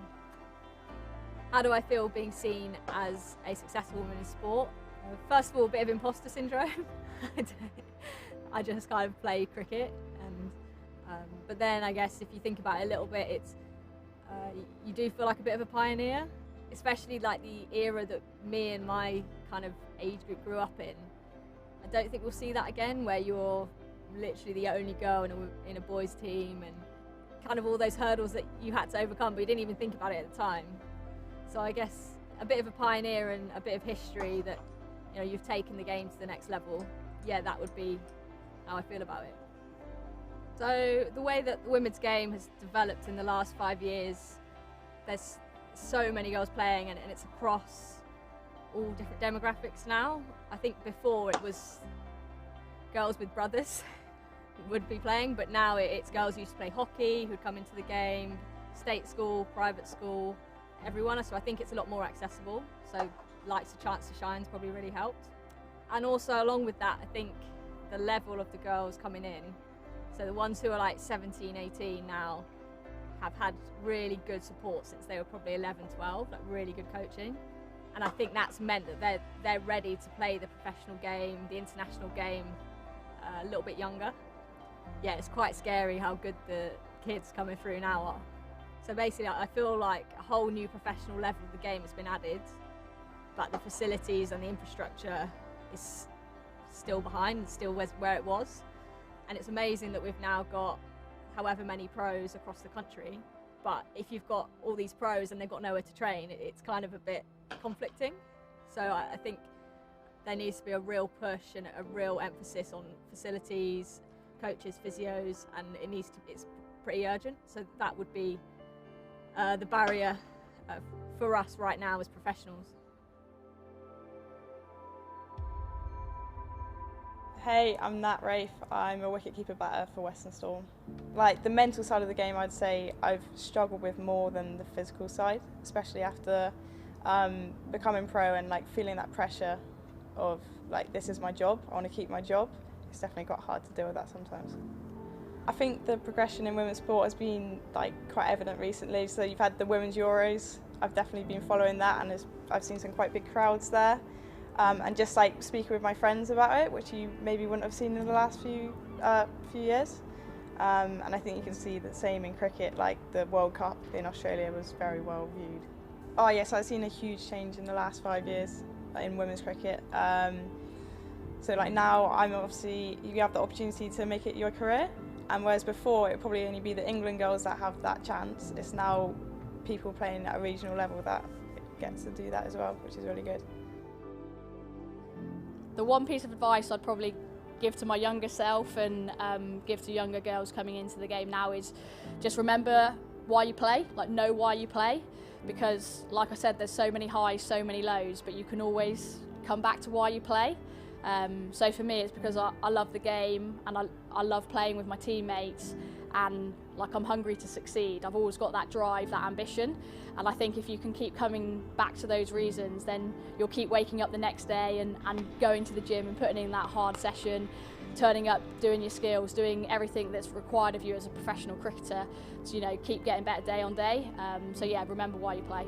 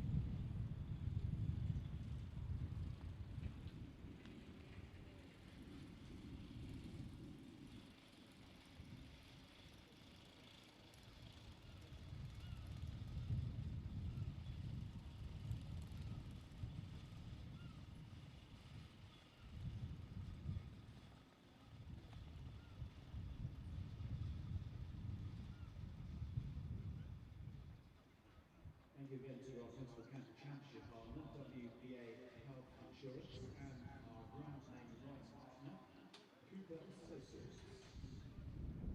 Award-winning mortgage advisors and financial consultants set up their head office in St James Street, just across from us.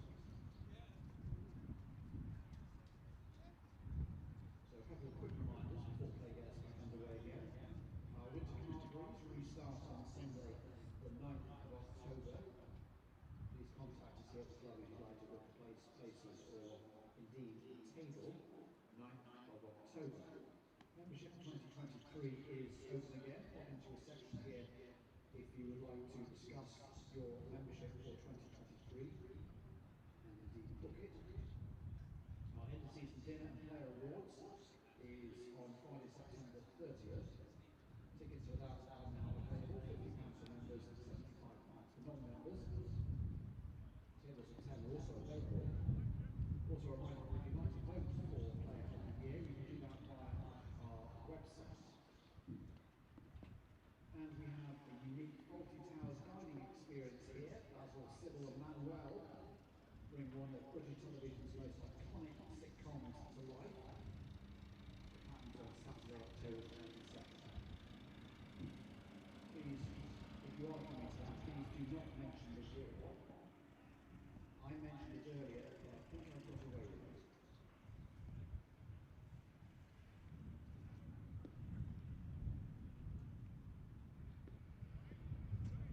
And one final mention, if you're looking at those strange-looking vehicles in the St James Street car park, because Taunton residents will soon have the opportunity to take a ride in cutting-edge self-driving vehicles as part of an innovative study led by the Centre for Connected and Autonomous Vehicles. It's a joint Department for Transport and Department for Business, Energy and Industrial Strategy. And we have an example of those vehicles outside Scragglers Coffee House today. Please welcome back our match umpires, Graham Lloyd and Neil Pratt. A very good afternoon, gentlemen.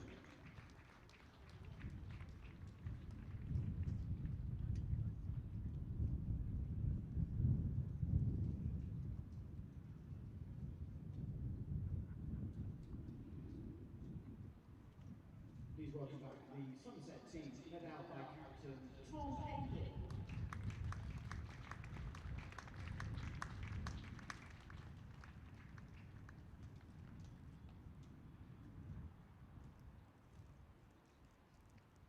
Northamptonshire resumes after lunch on 49.5. That's a deficit of 412. Please welcome back Rob Keogh on 15. And safe to say who is yet to score. Northamptonshire 49.5.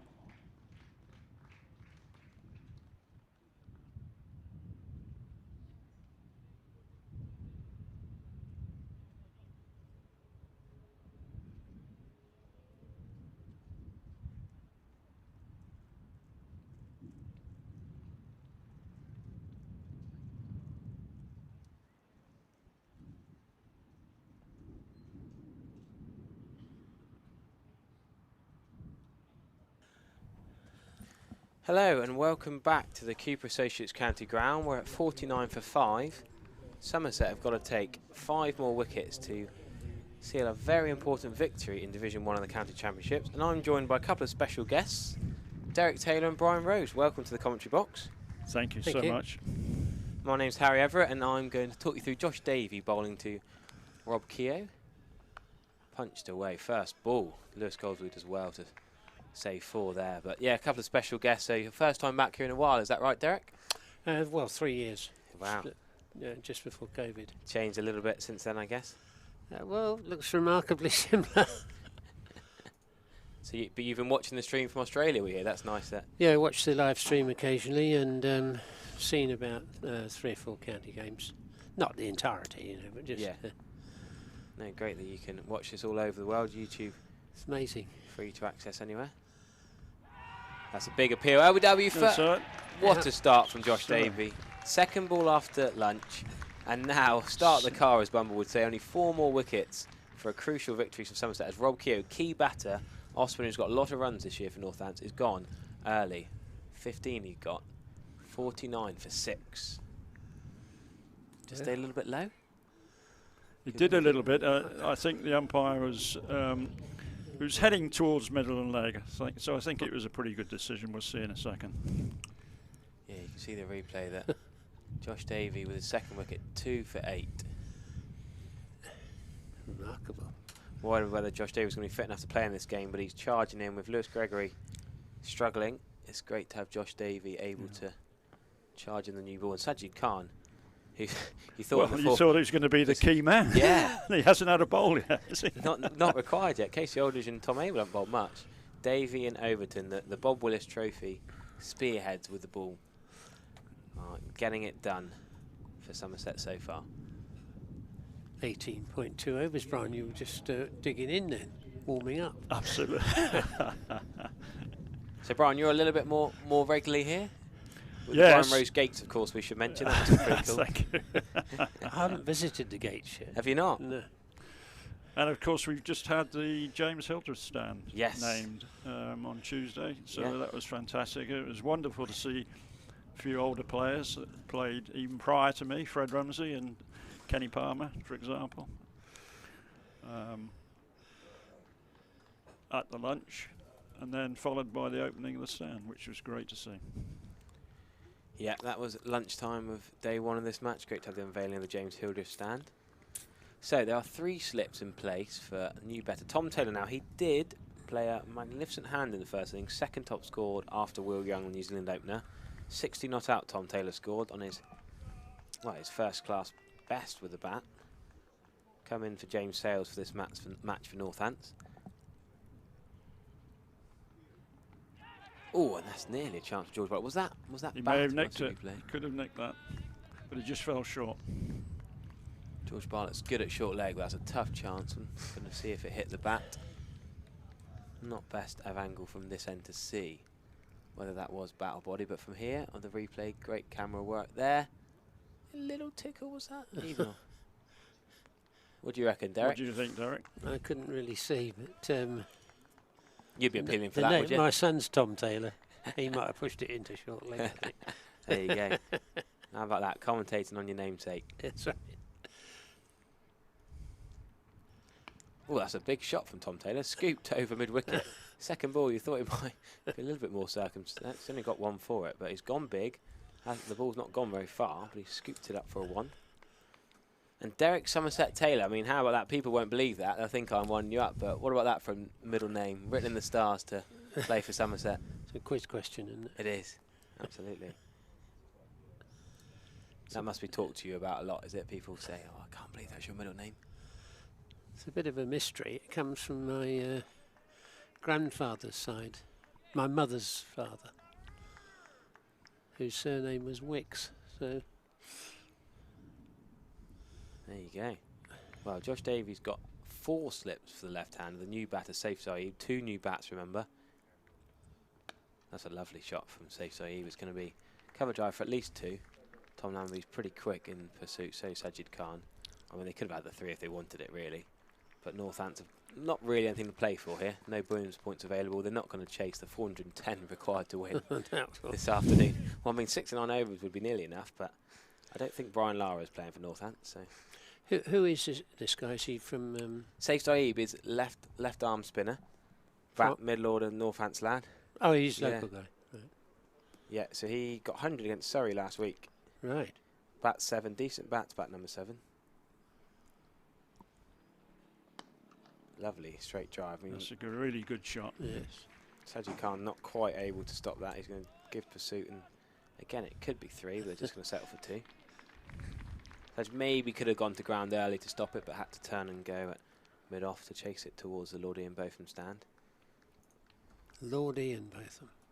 Yeah, it was the Surrey and Botham, then it became the Lordy. It kept being promoted. Yeah, Saif Saeed came through the Buckinghamshire ranks. Sorry? Saif Saeed, the batter, come through, through the Buckinghamshire ranks. That was my original county. Yeah. He's 24 years old now, but played for Northampton for a couple of years. Scored 2 first-class hundreds. 21 first-class wickets. But we're going to see Craig Overton, the spearhead. You must have enjoyed watching Craig today.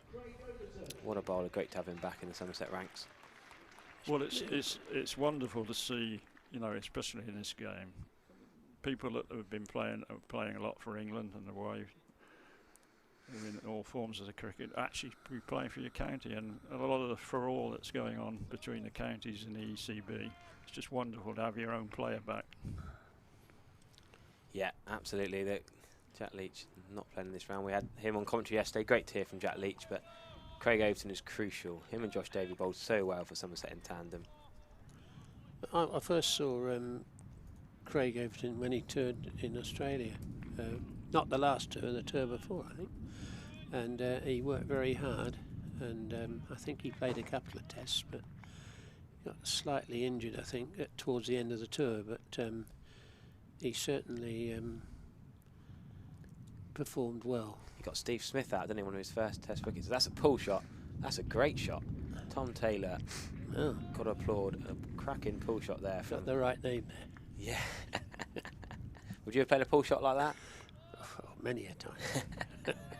In your dreams, Derek. with no helmet on, I'm sure. I've got photographic evidence, bro. Well, imagine if you had a live stream back when you two were playing. It would have been interesting. Different kettle of fish, wouldn't it? So Craig Overton, how's he going to respond? That short ball put away by Tom Taylor.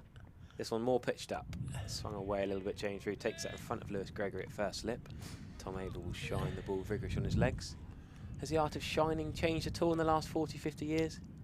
We were talking yesterday about whether Craig Overton likes to shine on his shirt, but a lot of the other players shine on their legs. You two ever think about that, or just shine? Well, back in the late 60s, they changed the rules 2 or 3 times. You weren't allowed to shine the ball one season, and they had to make all the seam bowlers were walking back like that with the ball. Well, there were 2 famous instances, weren't they, when people a hand in the pocket, yeah, etc., etc., and a lot of sun cream going on top of your head, under the armpit. Now it's the sweat on the brow. That the COVID rules slightly changed things for a season or 2. But sometimes you want the person who doesn't sweat, like Alistair Cook, but sometimes you want someone who's more sweaty. Someone with no hair, the bald hair might help. There was the lip balm as well. Yes. Safe save has a leg gully, but Craig Overton's going to bowl that outside off stump, just short of third slip. The leg gully, I think, is probably not there for every ball. Maybe the odd bluff. Casey Aldridge coming in there.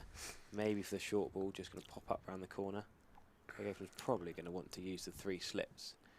Just pitching it outside off stump. Well, it's an interesting field. She had a short leg and a leg gully, and then a fine leg that's almost behind the leg gully. Yeah, there's still going to be outside off stump, you'd think, for Craig Overton. That's a beauty. That is squared up Saif Saeed, and he's happy to just survive that ball. Craig Overton's not really bowling long spells, but he's bowling crucial, pivotal spells. 2 for 24 he's got so far.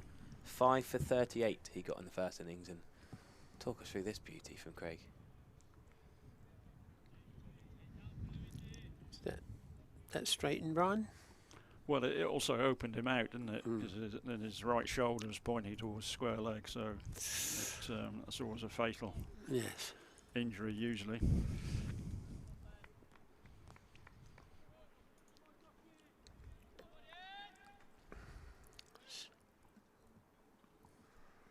So Josh Davey will continue from the river end. 3 slips, the short leg. The aggressive catches. Josh Davey, bit of tail into the right hander. Tom Taylor is going to be tricky to dislodge, though, I think. Safe Saeed, a proper recognised bat at number 7. Tom Taylor, you call him a bowling all-rounder, but... So how old is he? What sort of age is he? Tom Taylor, I think he's older than you realise, actually, Tom Taylor. I think he's more late 20s. Oh, right. But he's been playing for a few seasons, has he? Yeah, he's not played that. He's 27 now, but he's not played that much first-class. He's played 50 games of first-class cricket in total. Right. But played a bit for Derbyshire, a bit for Leicestershire. He's been around the counties a bit. Right. Staffordshire youth he came through. He was on the England performance programme at age 20. 8 first-class matches for Leicestershire, starting out, and then played a bit of white ball stuff. He was originally in the Derbyshire Academy. He's actually got a younger brother, James, who played for Derbyshire a bit as well. Been a few Taylors over the years. Yes. James Taylor, real sad to see that one of the shorter Test cricketers there's ever been, who played so well for England. Talking of short legs, George Bartlett would have watched a few clips of James Taylor catching in South Africa particularly. But there, he nearly had a chance there. Tom Taylor's going to get 4 runs for it. Lewis Gregory's just thinking, actually, I'll save the legs. You were referring to the Notts guy? Yes, yeah. and Leicestershire, yeah. He suffered an illness. Yeah, with his heart condition, yeah. Oh, that's right. Yeah, it was a real shame, real blow to England Test team, really, because he was just finding some form, scored some crucial runs. Scored a very useful 90 in the World Cup in New Zealand when England were really struggling, got absolutely skittled by Tim Southey's 8 for. And Brendan McCullum and Martin Guptill whacking at the top of the order. There are plenty of Taylors around.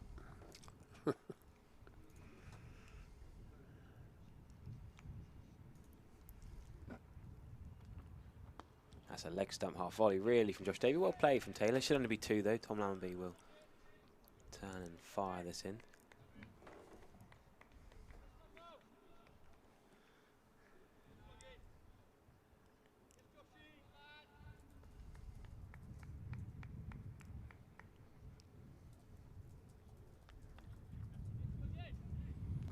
James Taylor's done an excellent job in reporting on some of the younger players around the counties in terms of selection for future England sides. Yep, he's been here a few times during the season. Slightly changed his role recent times, but George Bartlett can't quite get to that. But yeah, he's been sat up there with Andy Harry, where Marcus Trescothick. We'll get Andrew, the cameraman, to pan over to where Andrew Harry and Marcus Trescothick are sat atop the Andy Cannock Pavilion. Seen James Taylor sat there a few times earlier in the year. There they are, there's Sarge. Just Quick's been here all week. He was cutting his edge yesterday afternoon, but he's enjoyed a fair amount of cricket this week. James's favourite spot was in the Lord Ian Botham stand, because he could sit right behind and quietly watch it. That's a short wide ball and well put away from Tom Taylor, and Tom Taylor will not give in easily. He will not fold like a pack of cards. Somerset will have to work for this wicket. So the Lord Botham stand immediately changed, Ian Botham, on Boris's orders. On his orders, I suspect. When was Lord Botham last at Taunton? He comes down occasionally. I couldn't tell you the exact day he was last here, but he does come down. He's quite busy. We did all his walking across the country, didn't he, for a few years, and now he does his Sky stuff and plays a bit of golf. So. And he's on Australia, of course, isn't he? As that's right. As an envoy. Diplomat. Good, solid defensive shot from Saif Saeed.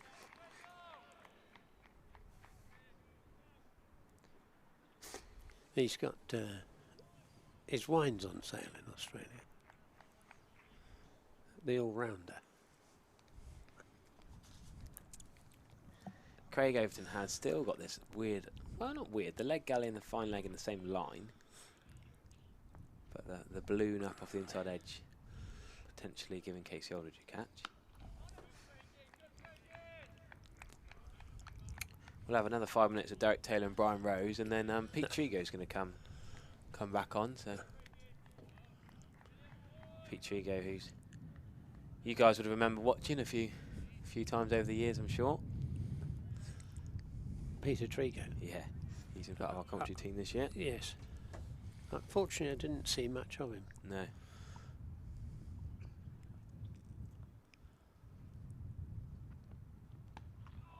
Well played by Safe. So into the armpit, the horrible ball from Craig Overton. He has to ride the bounce and just drop at his feet. When I first went to Australia, I used to sort of wait till Monday morning to get the Saturday scores.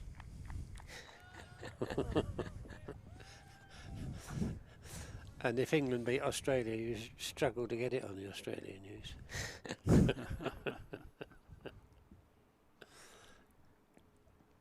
That it could be a chance. Oh, Casey Aldridge just to his left.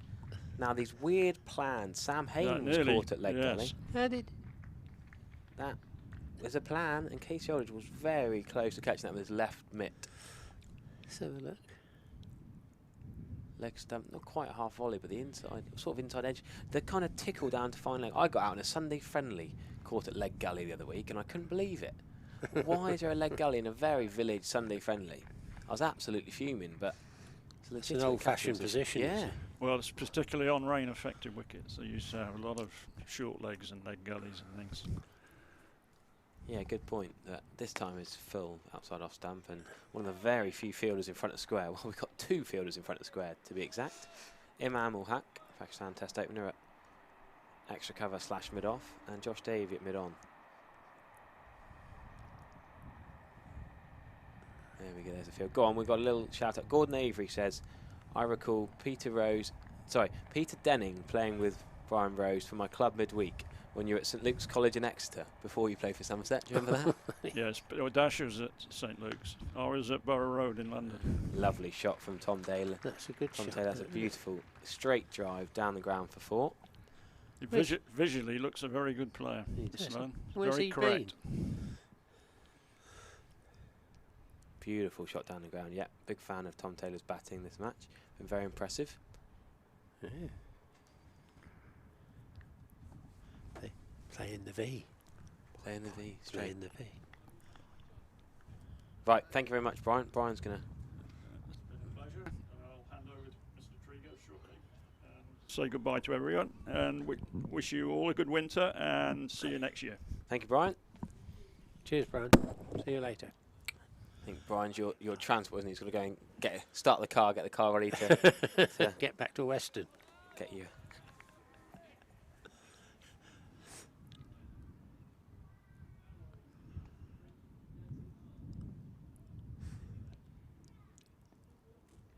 So Josh Davey from the River End.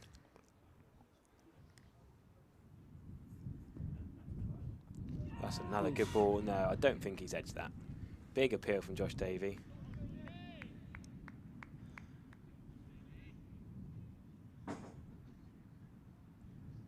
Just fending at that outside the off stump. Didn't quite get a tickle. Josh Davey was doing the old Stuart Broad Celebre appeal. Left him though, didn't it? Yeah. So what do you think of...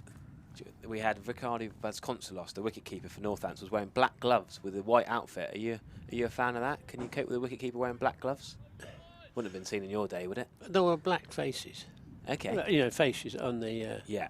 gloves. No, these are entirely black gloves with the white cricket whites. Oh, right. I didn't see that. Well, Ben Folkes does that in Test cricket. Another beauty from Josh Davey. You know, people get funny about wicketkeepers. They have to wear long sleeves, don't they? That's these unwritten rules people make for cricket. There was lots of wicketkeepers had sort of peculiar mannerisms. Yeah.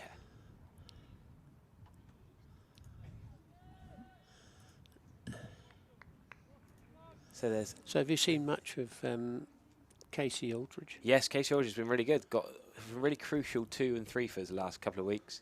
Well, right. He came in the first game of the season, Hampshire away. Him and Ned Leonard came in because Lewis Gregory got COVID the night before. There were a couple of injuries. Right. So he was thrown in the deep end, really. And him and Ned Leonard had a tricky start. Hampshire, the second best side in the country this year. Yes. Tricky start, but he's bowled really nice back of a length, hits the splice, and useful number 8 or 9 bat. Hasn't got many runs yet. He's only young, though. Yeah. Plays with Trigo at Weston, so. Another of my family names. Yeah. On my mother's side. Oh, great. From the same neck of the woods. Brilliant. I'll claim him as a long-lost relation. No, a big fan of Casey Aldridge. I think he's going to bowl more and more as he gets older. I mean, he's probably the fittest as it is. There's been so many knocks and injuries for the Somerset Seamers. He's had to bowl probably more overs than you'd expect, but not needed so far. So is he 21, 22? Yeah, Tom Abell actually bowled quite a few overs today. But right. He hasn't bowled much today, has he? No, he's bowled 3 overs, gone for 6. But he bowled a bit in the first innings. Right. Picked up 1 for 71 of his 12. So that was probably the most expensive spell he's bowled I can remember this season, going at 5.9 and over. So I actually chat with him after play on Wednesday, and he was just a bit frustrated with how he bowled. Right. In the first innings. He's 21. 21. Yeah. Played England under 19s. He's got 14 first-class wickets, most of them coming this season. 4 for 61 is best in an innings, but yeah, just a little bit expensive by his standards this this year have been pretty high. So, well, still early days. Yeah. No, I think he's going to be exciting. Him and Sonny Baker's another very exciting bowler. Right. Lad from Torquay who bowls real in-swinging Yorkers. He's here this week. He got a catch as a sub at mid-on. There's a chance he might potentially play next week, depending on Jack Brooks' So that fitness. the last game at Canterbury, is it? Yes, yeah. So if Somerset win today, then they're perhaps safe as houses. So yeah, next week can be a bit more of a relaxing. Of course, Kent's victory at Hampshire's put the pressure on a bit. I suppose. Yes, a little bit. That was a real shock. Hampshire being bowled out for 57 was, well, almost outrageous, really. Hampshire been so strong this year, but with Bass and Abbott and Barker, they got 3 of the best seamers in the So country. why doesn't that fellow play for Pakistan then? Which one? The Hampshire opening bowler. Abbas. Well, they're only playing T20s at the moment. He does. He has played cricket a lot. Yeah. Yeah. Mohammed Abbas. But they're only playing T20s against England at the moment, so hence Imam will have Oh, I him. see. He just bowls it first Yeah, class. yeah, red ball bowler. Squared up is Tom Taylor by Craig Overton.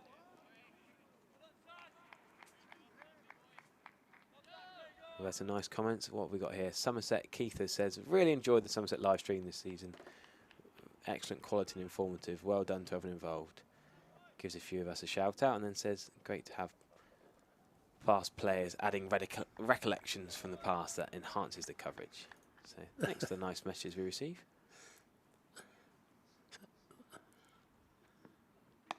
So what sort of, do you have any figures on how many people? Well, there's 2,400 watching right now. How many? 2,400 people watching right now on YouTube, plus the Facebook as well. And so, and that's all over the place? All over the world, yeah. All over the People in the stand often will rewind on their phones as well. Right. So some people will think, oh, I want to see that wicket again, they'll rewind and watch that. Yeah, sure.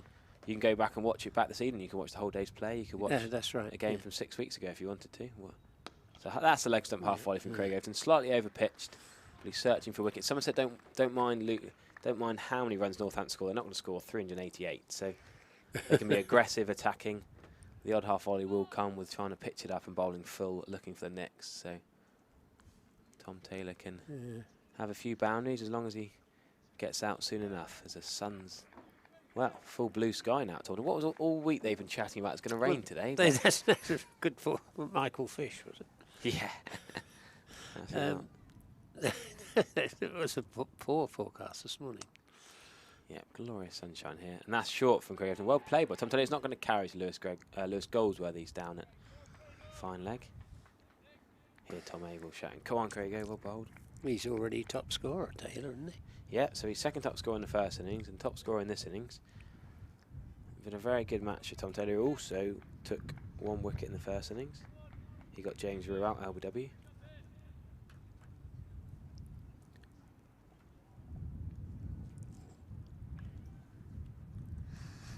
So 79 for 6 with 2 balls left in the 24th over.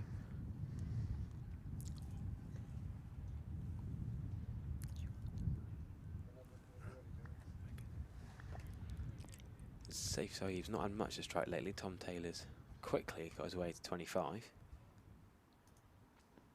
That's a short ball from Craig. Well ducked under from Saif Saeed. So, who are today's umpires? So today's umpires are Graham Lloyd and Neil Pratt. We've had them all week. Right. Graham Lloyd at the Triscothic Pavilion end. That's Bumble's son, isn't it? Yeah, Neil Pratt, the River End. I don't know. What's his history? Neil Pratt. I don't think he's related to Gary Pratt, who took that amazing run out of Ricky Ponting in 2005 Ashes. That's a long, yeah. Oh, that's gone an absolute mile. Craig Overton's on his knees because that is an absolute beauty. That go back. Nearly hit timber, come back in. Well, that's a 24th over bowled and ended with an absolute beauty from Craig Overton. And we're going to have a bit of a swap. Pete Trigo's going to come in. Thank you, Derek. Thank you very much for joining us. Pleasure, yes. So, sorry, I'm not up to date with all the players. That's all right. No, great to have you with us, and we hope to see you here again sometime. Indeed. Yeah, we try and get over every other year. No, great. Thank you. Safe travels.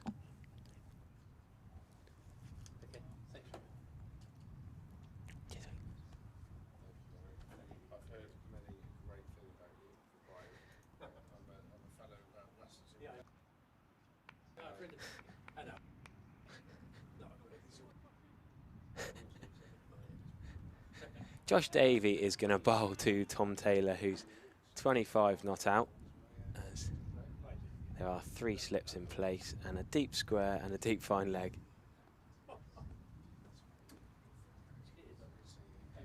Thanks to Derek Taylor, but Pete Tree hasn't come back in as Tom Taylor looked for a cheeky run that was never there. George Bartlett swooping round.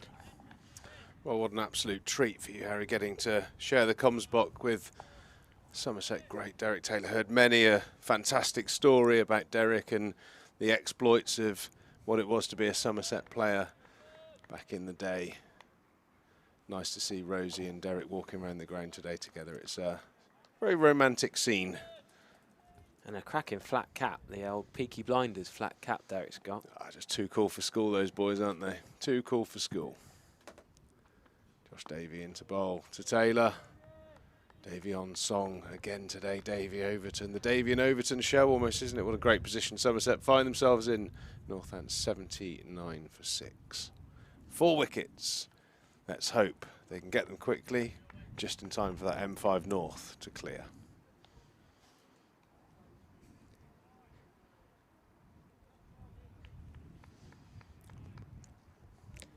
Yeah, a nice early finish before the Friday evening traffic would be ideal for all, really.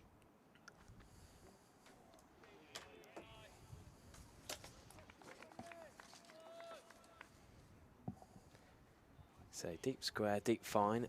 No leg slip or leg gully this end. So we miss you this morning, Treeks. Oh yeah, I was otherwise engaged. Finish is over and I'll tell you exactly what my excuse was. There was nothing to do with a dog eating the homework or anything like that, don't worry. You didn't want to have the cat in the comm box. You didn't want to do the pre-match video. No, I'm not a massive... I enjoy all of what Brian is all about, and I'm glad he's celebrated here at Taunton, but I'm a dog person. This is Brian the cat, not Brian Rose. This is Brian the cat, yeah. I've often had better conversations at times, especially when I was a player with...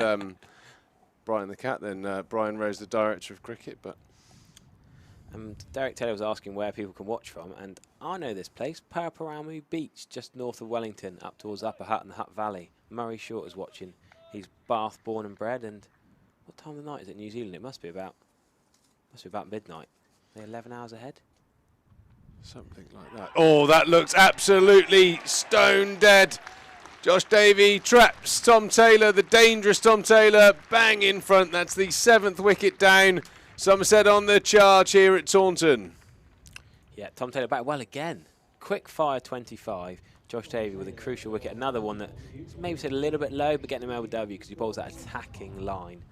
Beautiful bowling from Josh Davey. And 25 off 23 balls is a handy little cameo from Northants, but not enough.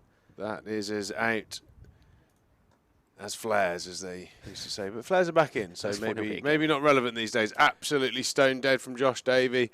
Brilliant line bowler, Josh Davey, and certainly has a brilliant bowling partnership with Craig Overton. I wonder, it's probably too much to go into with the stat side of things, but Josh Davey and Craig Overton as a partnership does yield seriously good numbers in terms of wickets.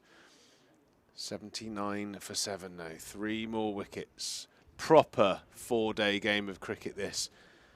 Led unbelievably well by the captain, Tom Abell. 2 centuries in the game. What a fantastic feeling.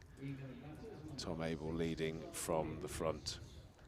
Now Lizard Williams, Leaping Lizard Williams as we dubbed in the first innings, is an interesting player to watch bat. Loves the run out. Loves a weird skew in an odd area. So there's a lot going on. There's a lot of movement, that's for sure. Yeah, there's a lot going on. I think it's, some batters, I think, until they get their first few runs, first boundary away, they're sort of a bit frenetic. And I would say that the first sort of 10 balls of Lizard Williams' first innings was certainly quite frenetic. But then he actually settled down and played quite nicely. Played some lovely cover drives. Certainly can score the runs, but it's just one of those situations when you go in, the writing is almost on the wall, even though they will fancy themselves, these two, for batting out a decent period of time. I think that's 7 down for 79 with 63 overs to go. You kind of know the bubble's probably burst.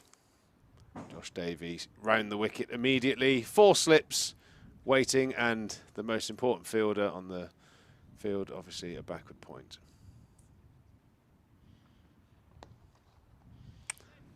Clipped off his Pat's first ball off the mark. That'll certainly settle him down. That's a lot more composed and calm than his first couple of balls in his first innings. Certainly was. Nice little shot there from Lizard Williams. 81 for 7 after 25 overs. Oh, that's very nice. We're just watching on Harry's laptop here. A few comments coming in. We always keep an eye if there's anything worth talking about, some good discussion points, because we know the live stream viewers are sort of secret captains as well, the tactical side of things, but it's also nice to get the odd compliment. Trigo and Harry are the combination. So you've got Overton and Davey and Everett and Trigo. What a great couple of combinations we've got here today. Overton into Zabe, probing away on that off stump. So my excuse for being late. Yeah, go on. And I'm going to turn. I'm going to turn this this whole situation into hopefully a positive. This is going to be I'm graphic. going to look down the camera. To all the gents out there, I'm 41 years of age, and I found a lump where you don't want to find a lump. So I got myself straight to the doctor, got myself checked out. The news is good, as Overton bowls to Zabe. That's not one to add to your list, is it? That's third man. That's not point. No, that's definitely a fair run. So Harry, yeah, obviously I told my colleagues that I wasn't going to be in the first session because, you know, on the social media and all those kind of things, I'm always a big champion of, in particular, a charity called Oddballs who make really funky boxer shorts. Me too. I got some on today. Yeah, they always promote men's health, and you know, because us stubborn blokes, we don't like going to the doctors and making a fuss too much of the time, and we will over something trivial, but when it's actually a serious or potentially serious issue, we tend to hide away. So yeah, just backing up the message from Oddballs. If you do find anything going on, especially when you get into your 40s like I am, get yourself to the doctors. But the news was good from my doctor. It's just a little bit of a cyst or something, so that will be dealt with appropriately in the coming weeks. But I can sleep easy. And I have to say, when I did find it, you know, it's a very stressful couple of days. So you don't want that lingering over you, because you want to get back to Taunton and watch Somerset wrap up this game. Great news for you, Mrs. T and all. Thanks for that. No, very important to raise your awareness of things like that. Movember coming up as well. That does a great job on a similar stance, doesn't it? Yeah, it does. I'll grow a tash in November. You got a head start, but you can have a I clean did. shave. It's a bit cheating when you carry a beard 365 days of the year, isn't it, to do a Movember? So ambitious appeal there, Craig Overton. That was nowhere near safe, so he's back. But it's that time of the day when Somerset need 3 more wickets, and they're going to appeal quite a lot. So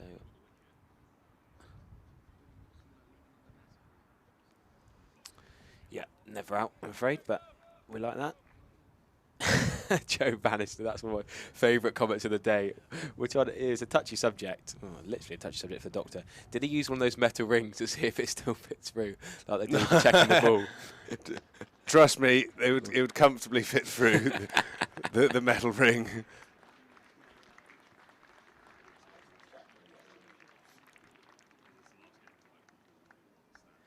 Lovely straight drive, and Craig Overton nearly underarms back at the stumps. Nearly another wicket for Craig on his follow through. That cracking run out he got of Emilio Gay. Emilio Gay, who we really enjoyed bowling his medium paces yesterday. He went in the swooping follow through of big Craig Overton from North Devon, and he nearly got another run out there. Yeah, amazing fielder off his own bowling. Craig, when he gets the bit between his teeth with ball in hand. Fantastic athlete, brilliant slip fielder, and certainly the catalyst for today's action that we're all enjoying.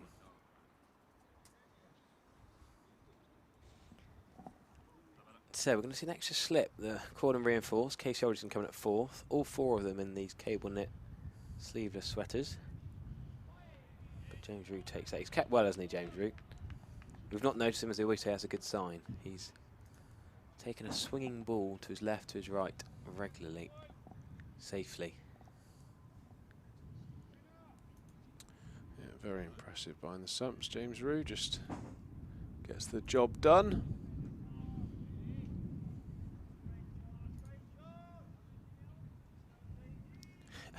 Are you going for the Keanu Reeves look? Who? Keanu Reeves. You've had different. You've had different comparisons of what you look like all week, haven't you? Han Solo. It was a great day actually. One of the members here said, "Are you going for Keanu Reeves or Brad Pitt?" And my reply was, "I'm more like armpit than Brad Pitt, I'm afraid these days." But it's always nice to get appreciated, I suppose. Yeah.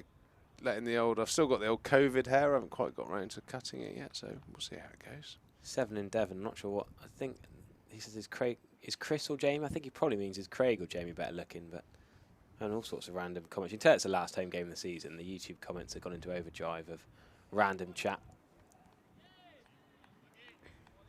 And the nice positive ones, thanks to Rob Berry. He's really said it really helps the working day having it on in the background. Looking forward to the ball swinging away next April. Great coverage of the cricket this summer, boys. So we're glad to be there, aren't we, with these people who sadly we're lucky that we can be here for inverted commas work. And sadly, there's people who've got to work on a laptop and have us on their second screen, witching away, distracting you from your work. It's one of the great things about 4-day cricket. You can drop in and out, enjoy it in the background. You don't have to be completely focused on every minute, especially with the live stream and the replays. If you hear something exciting going on, you can just have a little rubberneck round and watch the replay if you miss a bit. My sister's just texted saying she's trying to do work calls on the phone up in Edinburgh. Trying to do her Scottish Widows calls and has been distracted by cricket chat. Who's your shout for MVP this year, Treats? Well, it's an easy one, that, isn't it? Tom Abell. Yeah. Tom Abell's led by the front. Agreed. I think without his 1,100 runs, you know, who knows what situation Somerset would be, and he scored runs pretty consistently throughout the year. So, yeah, Tom Abell for me. Agreed. No discussion required.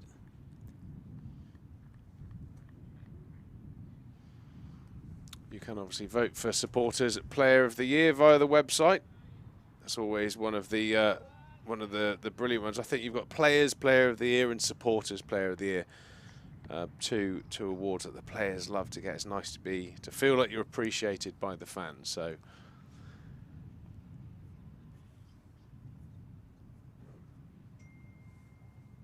that will be an awesome thing to put on the CV. Players Player, Supporters Player, and if you do want to even come to the Cooper Associates County Ground to celebrate with the players at the end of the season dinner tickets are still available. It's on the 30th of September. Next Friday, week today. You'll be there. We've got a commentary table. You're going to regale some stories. Are you presenting? Well, I think you've probably had enough of my stories, haven't you? But we have a bit of statistical backup here for our, conversation of the best partnerships. Overton and Davy are the best county championship Division 1 Newball partnership since 2000, just ahead of Onions and Rushworth. So that's a tremendous feather in the cap for these two. Yeah, I'm actually doing a podcast with Chris Rushworth tomorrow morning, so I'll have to ask him about that. Him and Graham Onions overtaken by Overton and Davy. Casey Aldridge into the attack. Yeah, I went on that podcast. Length does matter, I think it is. Very entertaining. Had a good catch up with Rushy. I think I was on with Graham Fowler at the time, so that conversation ebbed and flowed and went into all kinds of crazy directions. Probably available on YouTube still. It was very, very funny. We're talking all things, Botham, Elton John, you name it. We spoke about it. Not quite as bad as that start from Casey Aldridge, let's be honest. No, that's why I carried on talking about the podcast. I think we'll just glaze over that one. I'm a big fan of Casey Aldridge, but yeah, he hasn't quite hit his straps this particular game, but he's still a very young man with a lot to offer Somerset cricket over the next 10 years or so. Yeah, I was just waxing lyrical about Casey Aldridge, telling Derek Taylor how good he is and how exciting he is for the future. Hope he's not seen his first ball there. A knee-high full toss outside off stump with no deep cover, but he's allowed a loosener when you've got 374 runs to play with. Doesn't really matter how many boundaries. Somerset just need 3 more wickets. And Lizard Williams does hang around, but hits it in weird areas. Oof.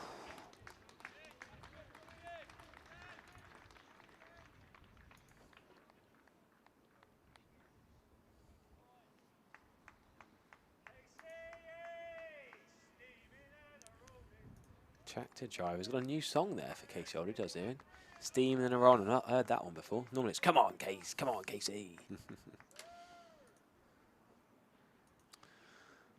Tractor, one of the loyal supporters of the club. What an extraordinary check drive there from Lizard Williams back over mid-off's head for 4 runs. What an extraordinary shot. Looked like he was just there a little bit too early. Maybe just held in the pitch, possibly. Yeah, a very surprising shot from Lizard Williams. He's actually played it quite well in the end. Sort of checked it and middled it possibly more than he intended to. Nearly carrying for 6, but...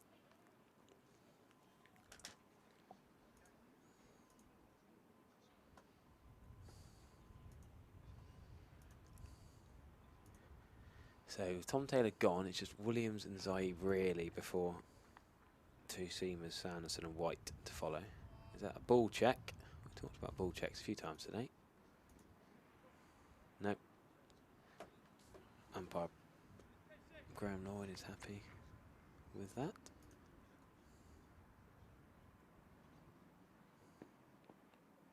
Yes, that's the wicket for Casey Oldridge, caught behind.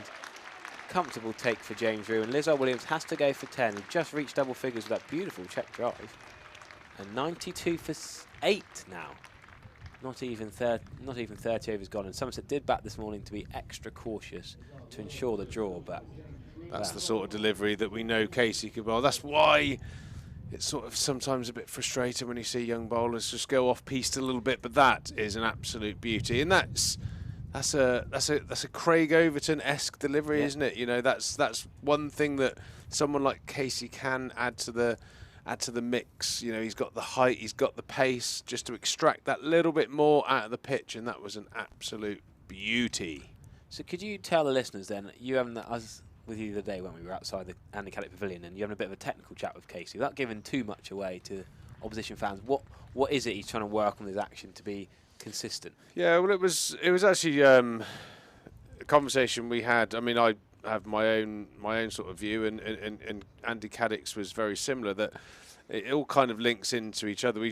I feel like it's quite notable when he bowls the poorer deliveries that he sort of loses his left shoulder towards the offside when he releases the ball, and that promotes the ball to sort of angle in and be pushed in towards the right-hander, and that comes from, if you could visualise, if you're trying to throw something or bowl something really hard, a natural thing to do is to make a big sort of shift in that direction.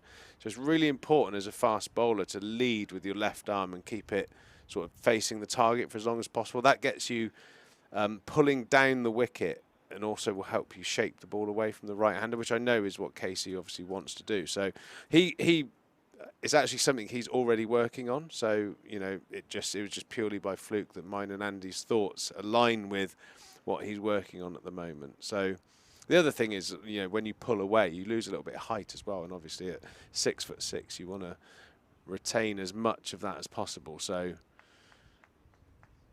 I'm sure he will get it, and he does it. He does it the majority of the time. It's just those little, you know, 70-30 split or whatever it might be, just those 3 balls out of 10 that are giving batsmen release balls and releasing the pressure. Oh, fascinating stuff. We'll have to get a ball out for you to give us a proper Yoza demo. Oh, that's a Jack Brooks style shot there. First ball from Ben Sanderson. That's through the covers there. That's not going to be on our point. Do you reckon tally. Point might have caught that? No. Sorry, that's cover. That's through cover point for 4 runs. A fly slip. We got a fly slip instead of a point. How many catches have been caught in the history of the game at fly slip compared to point? I know who's going to win that battle.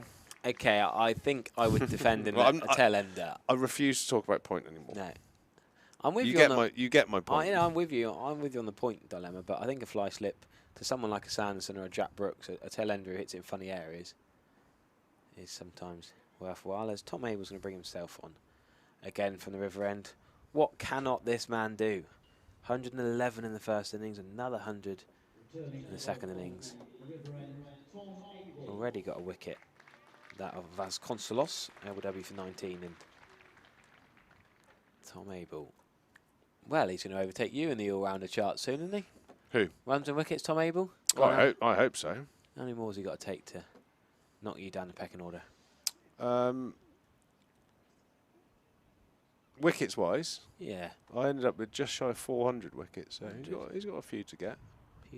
And about 9,000, nearly 10,000 runs. So keep going, Tommy. He'll get there. Well, he's got 56 first-class wickets so far. Maybe it's a bit of an early call, but I think he's a contributor with the. I was one of the 4 or 3 main bowlers. So I think that'll be a tough one maybe for Tommy. But the runs, he'll score a lot more runs than I scored. No doubt about that. Still only 28, Tom Abell. Good back foot punch to Casey Aldridge at cover.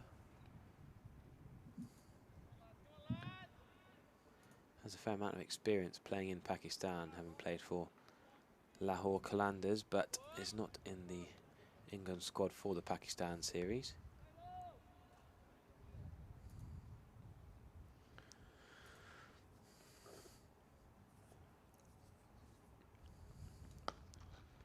That's a nice shot. Josh Davey cannot pull that one in. It's going to go all the way for 4 in front of the newly crowned James Hildreth stand. I think this is good though. I think Tom and the team want the Northampton players to play some aggressive shots. You don't want a situation where they're just going to block and block and block and frustrate the Somerset bowlers. This is good that they're playing their shots, because that's going to create opportunities. Hopefully at least 2 as Northampton tick over that 100 mark. 8 down, 2 wickets needed for Somerset to wrap up a very, very important victory in the context of the season. Just looking down the scorecard.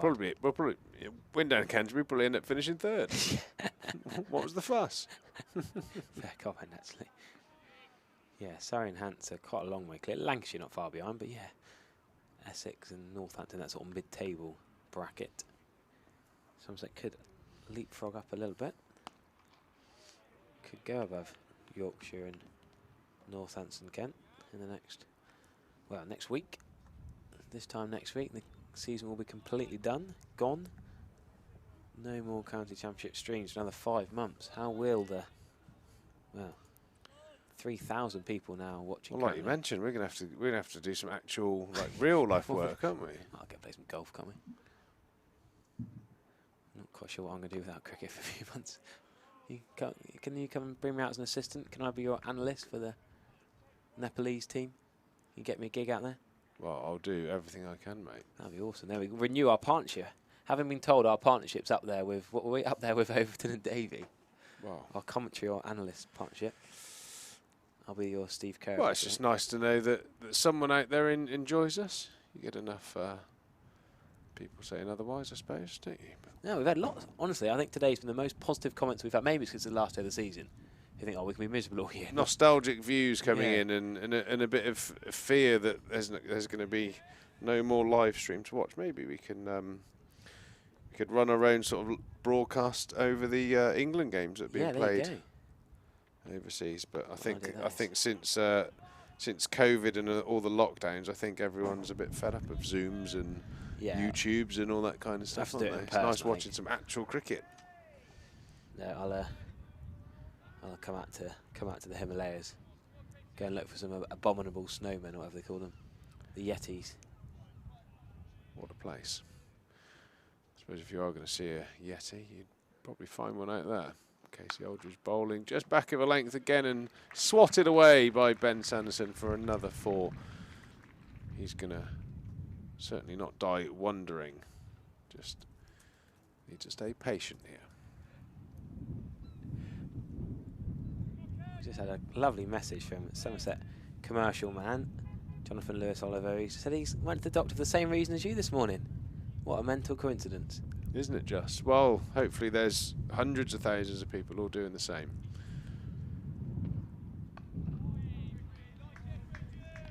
You didn't get a 2-for-1 deal at the doctor's this morning. No, I don't think there is a buy one, get one free. That's free job check-up, isn't it? Probably run out of gloves. There you go. We won't give you any more stick for being late. That's a truly valid reason. Well, the most valid reason you've used this year, anyway. Yeah, I've used up a few. You've used everything else. Boy who cried wolf, really. Nice piece of fielding there by Imam at mid-off. Saving KC's blushes again. Another loose delivery.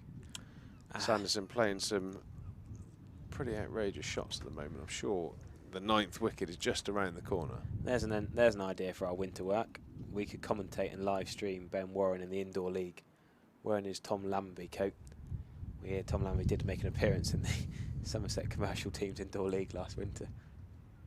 Not so sure he'll be coming back from Manly for that one this year. But there we go, right on cue. The 9th wicket goes. Casey Aldridge in the right area. Ben Sanderson having a little waft again through the offside and a nick through to James Rue. Absolutely outstanding. One more wicket to go.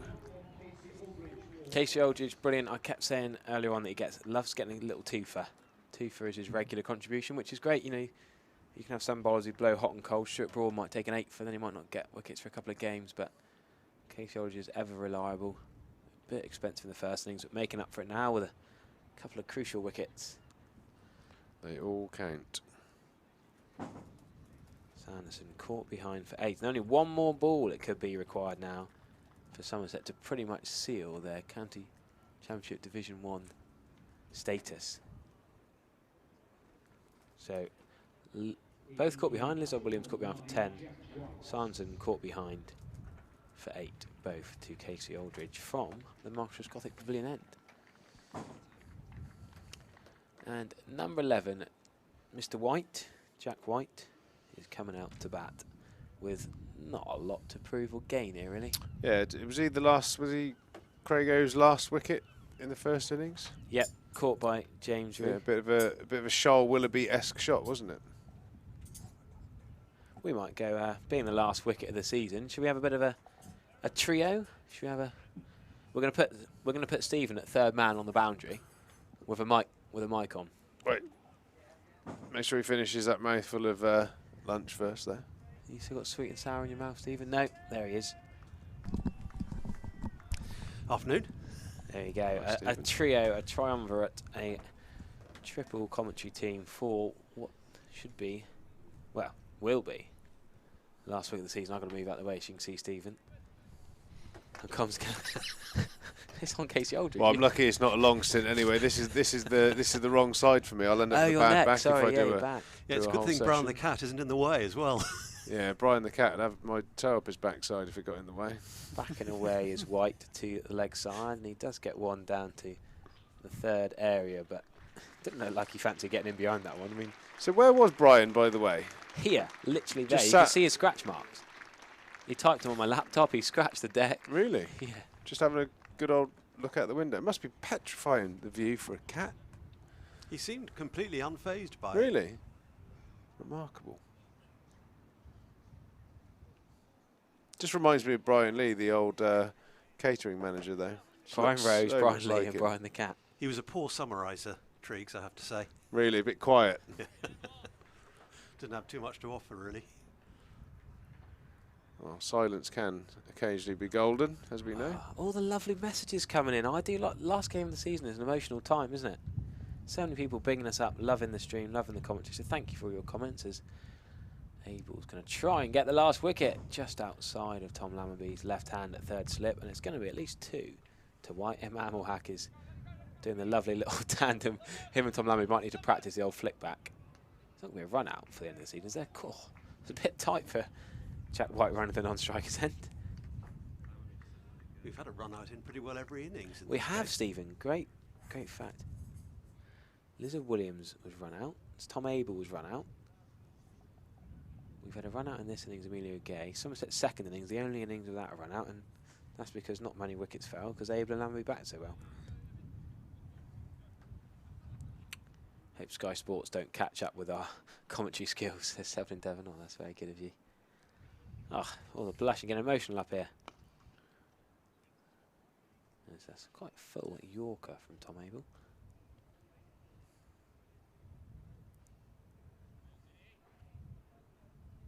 No, you can't all leave yet. All these people saying goodbye. Thanks. These lovely comments. Does anyone want any more sweet and sour in the com box? It's being taken away apparently. Definitely. I think we're all right, thank you. No, I'm on winter training started a couple of days ago. Got to get myself fit and ready for next summer. Is that golf or Western cricket? Well, it could be either, really. Will you make an appearance in golf for someone? I think I do actually have a charity football match to play at some stage, but I'm kind of half thinking about trying to make my excuses. Got a text from Dad yesterday saying he's moving house and he wants to get rid of all his gear from Wembley. He said, I don't want all my FA Vase stuff anymore, you got to come and collect it. So if anyone wants any Tiverton Town Wembley memorabilia, get in touch, as that could be the final wicket. Yes, Tom Abell has got it. Craig Overton moving to his left. White did not fancy hanging around the number 11 for Northampton. You can't blame him, really. Northampton's nothing to play for. Somerset have secured their Division 1 status in the county championship. Oh, we should have declared about tea time yesterday, and we'd all had a day off. Yeah, the golf course. Great performance here from Somerset, aptly ended by the fantastic captain that we have here, Tom Abell, finishing with 2 for 24, backing up his 200s in the match. What a game when it counted and when it was needed the most from the skipper. I think that is one of the modern day most important victories we've had here at Taunton. The Cooper Associates County Ground have been witnessing quite a game, a proper game of 4-day cricket this week. Yeah, and wickets shared between the 4 bowlers used. 3 for Josh Davey and 2 each for Craig Overton, Tom Abell and Casey Aldridge. We were saying just before the lunch interval how nice it would be if Casey could bag a couple, and that's exactly what he's done. Yeah, really good for his confidence moving forward, moving into another week's cricket down at Canterbury. Absolutely fantastic. The James Hildreth stand has yielded in its first week a victory for the club. Very, very appropriate. Solid batting foundations. That turnaround that began at Edgbaston last week continued in both innings here, and that will help Somerset go to Canterbury with a higher degree of confidence than just a couple of games ago. Well, it's getting emotional on the live stream comments, but we'll keep ourselves together here. Thanks for all the thanks. But Craig Overton is going to salute his adoring fans. He's bowled superbly this match, hasn't he? Tom Abell, man of the match, skipper, 100s in both innings, and 2 wickets, and fitting that he gets the final wicket. And Will Young in his Birkenstocks will leave the Northants lads to shake hands. Is that posh for sandals? Yeah, very posh for sandals. I'm never going to pull them off myself, but there's sandals and socks. Is that a good look, Trees? No, that's not one I'd ever consider, I don't think. Mind you, who knows where the wild goose may go. 7 for 74, I reckon, Craig Overton's match figures. Quick 5 maths for in from the Stephen first Lamb innings, again. And 2 more in the second. Tremendous stuff. Great to see him back. Somerset certainly are a different team when Craig Overton is in the starting 11. Brilliant performance from the big man, doing exactly what we're used to seeing here at Taunton. Super performance by the team throughout. Yes, Will Young does have to leave right now. That pun can be made one more time, I suppose. Yeah, so that brings our live stream to a close for the 2022 season here at Taunton. Big thanks to WPA Health Insurance for supporting us and making sure we can put the best broadcast up for our supporters. There's the final scorecard of the season. Top score, Tom Taylor of 25. He also top scored in the, or nearly, no, second top score, sorry, in the first innings. Played nicely for his 60, but the important figure there, 10 wickets for 109 runs Somerset, a resounding victory. And a few calls for us to take over the Kent live stream. I'm not sure if we can quite manage that, but we'll do our best. Well, we're on our way. On our we're way. on our way. We'll set the we'll start the negotiations now, won't we? If we get room and board, we'll be there. And on offer us a minibus to Kent and accommodation for at least days 3 and 4.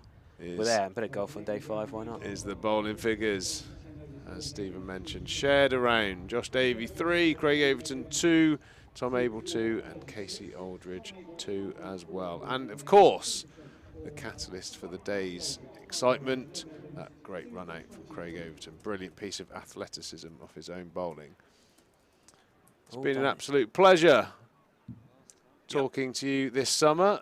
The team has bedded in. Hopefully we can go again next year, bring you bigger and better things. I think from my side of things, a massive thank you to everyone that's worked on the production, all the commentary team. It's been an absolute pleasure. Yeah, big shout out to Andrew and Henry on the camera, Todd and Ben and Dan, who've done a lot of work. 3 rooms to our left. Thank you very much. They're talking in our ear, aren't they? Good tracking, good tracking. I've heard said a few times today, actually.